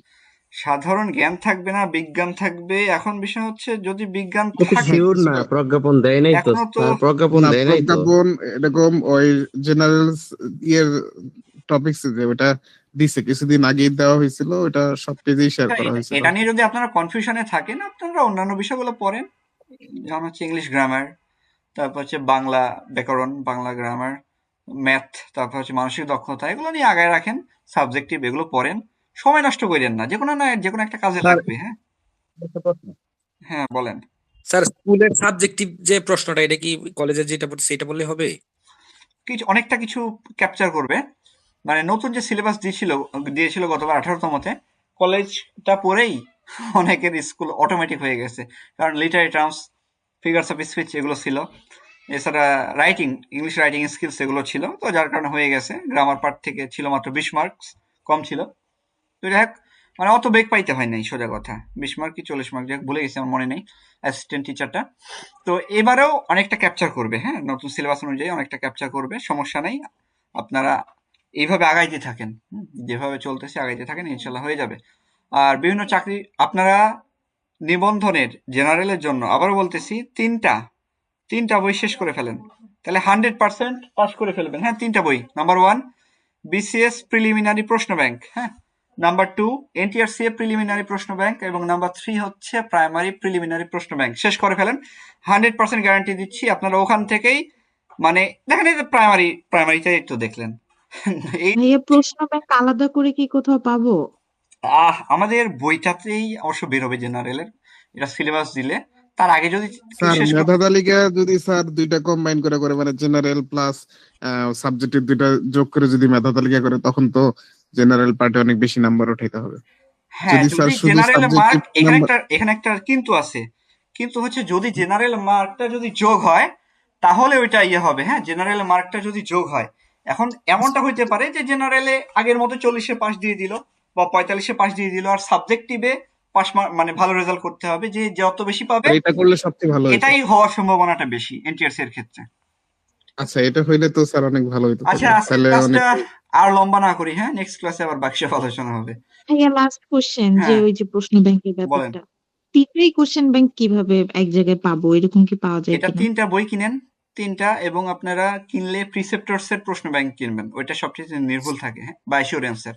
হ্যাঁ তাহলে ভাই তিনটার জন্য কি আলাদা তিনটা বই হবে, মানে হ্যাঁ, বিসিএস আলাদা এর প্রশ্ন 3টা ব্যাংক? বই নিলেই ভালো হয়। এটা আমাদের যে বইটা, এটাতে একসাথেই আছে, কিন্তু এটা তো দেরি হবে জেনারেলের। তো আপনারা আপাতত আগায় রাখতে হলে 3টা ওই প্রিসেপ্টরস এর বই কিনবেন, হ্যাঁ, 3টা প্রশ্ন ব্যাংক, তাহলে যথেষ্ট। ঠিক আছে, আজকে আর তাহলে লম্বা না করি, এখানে বিদায় নিই, ঠিক আছে।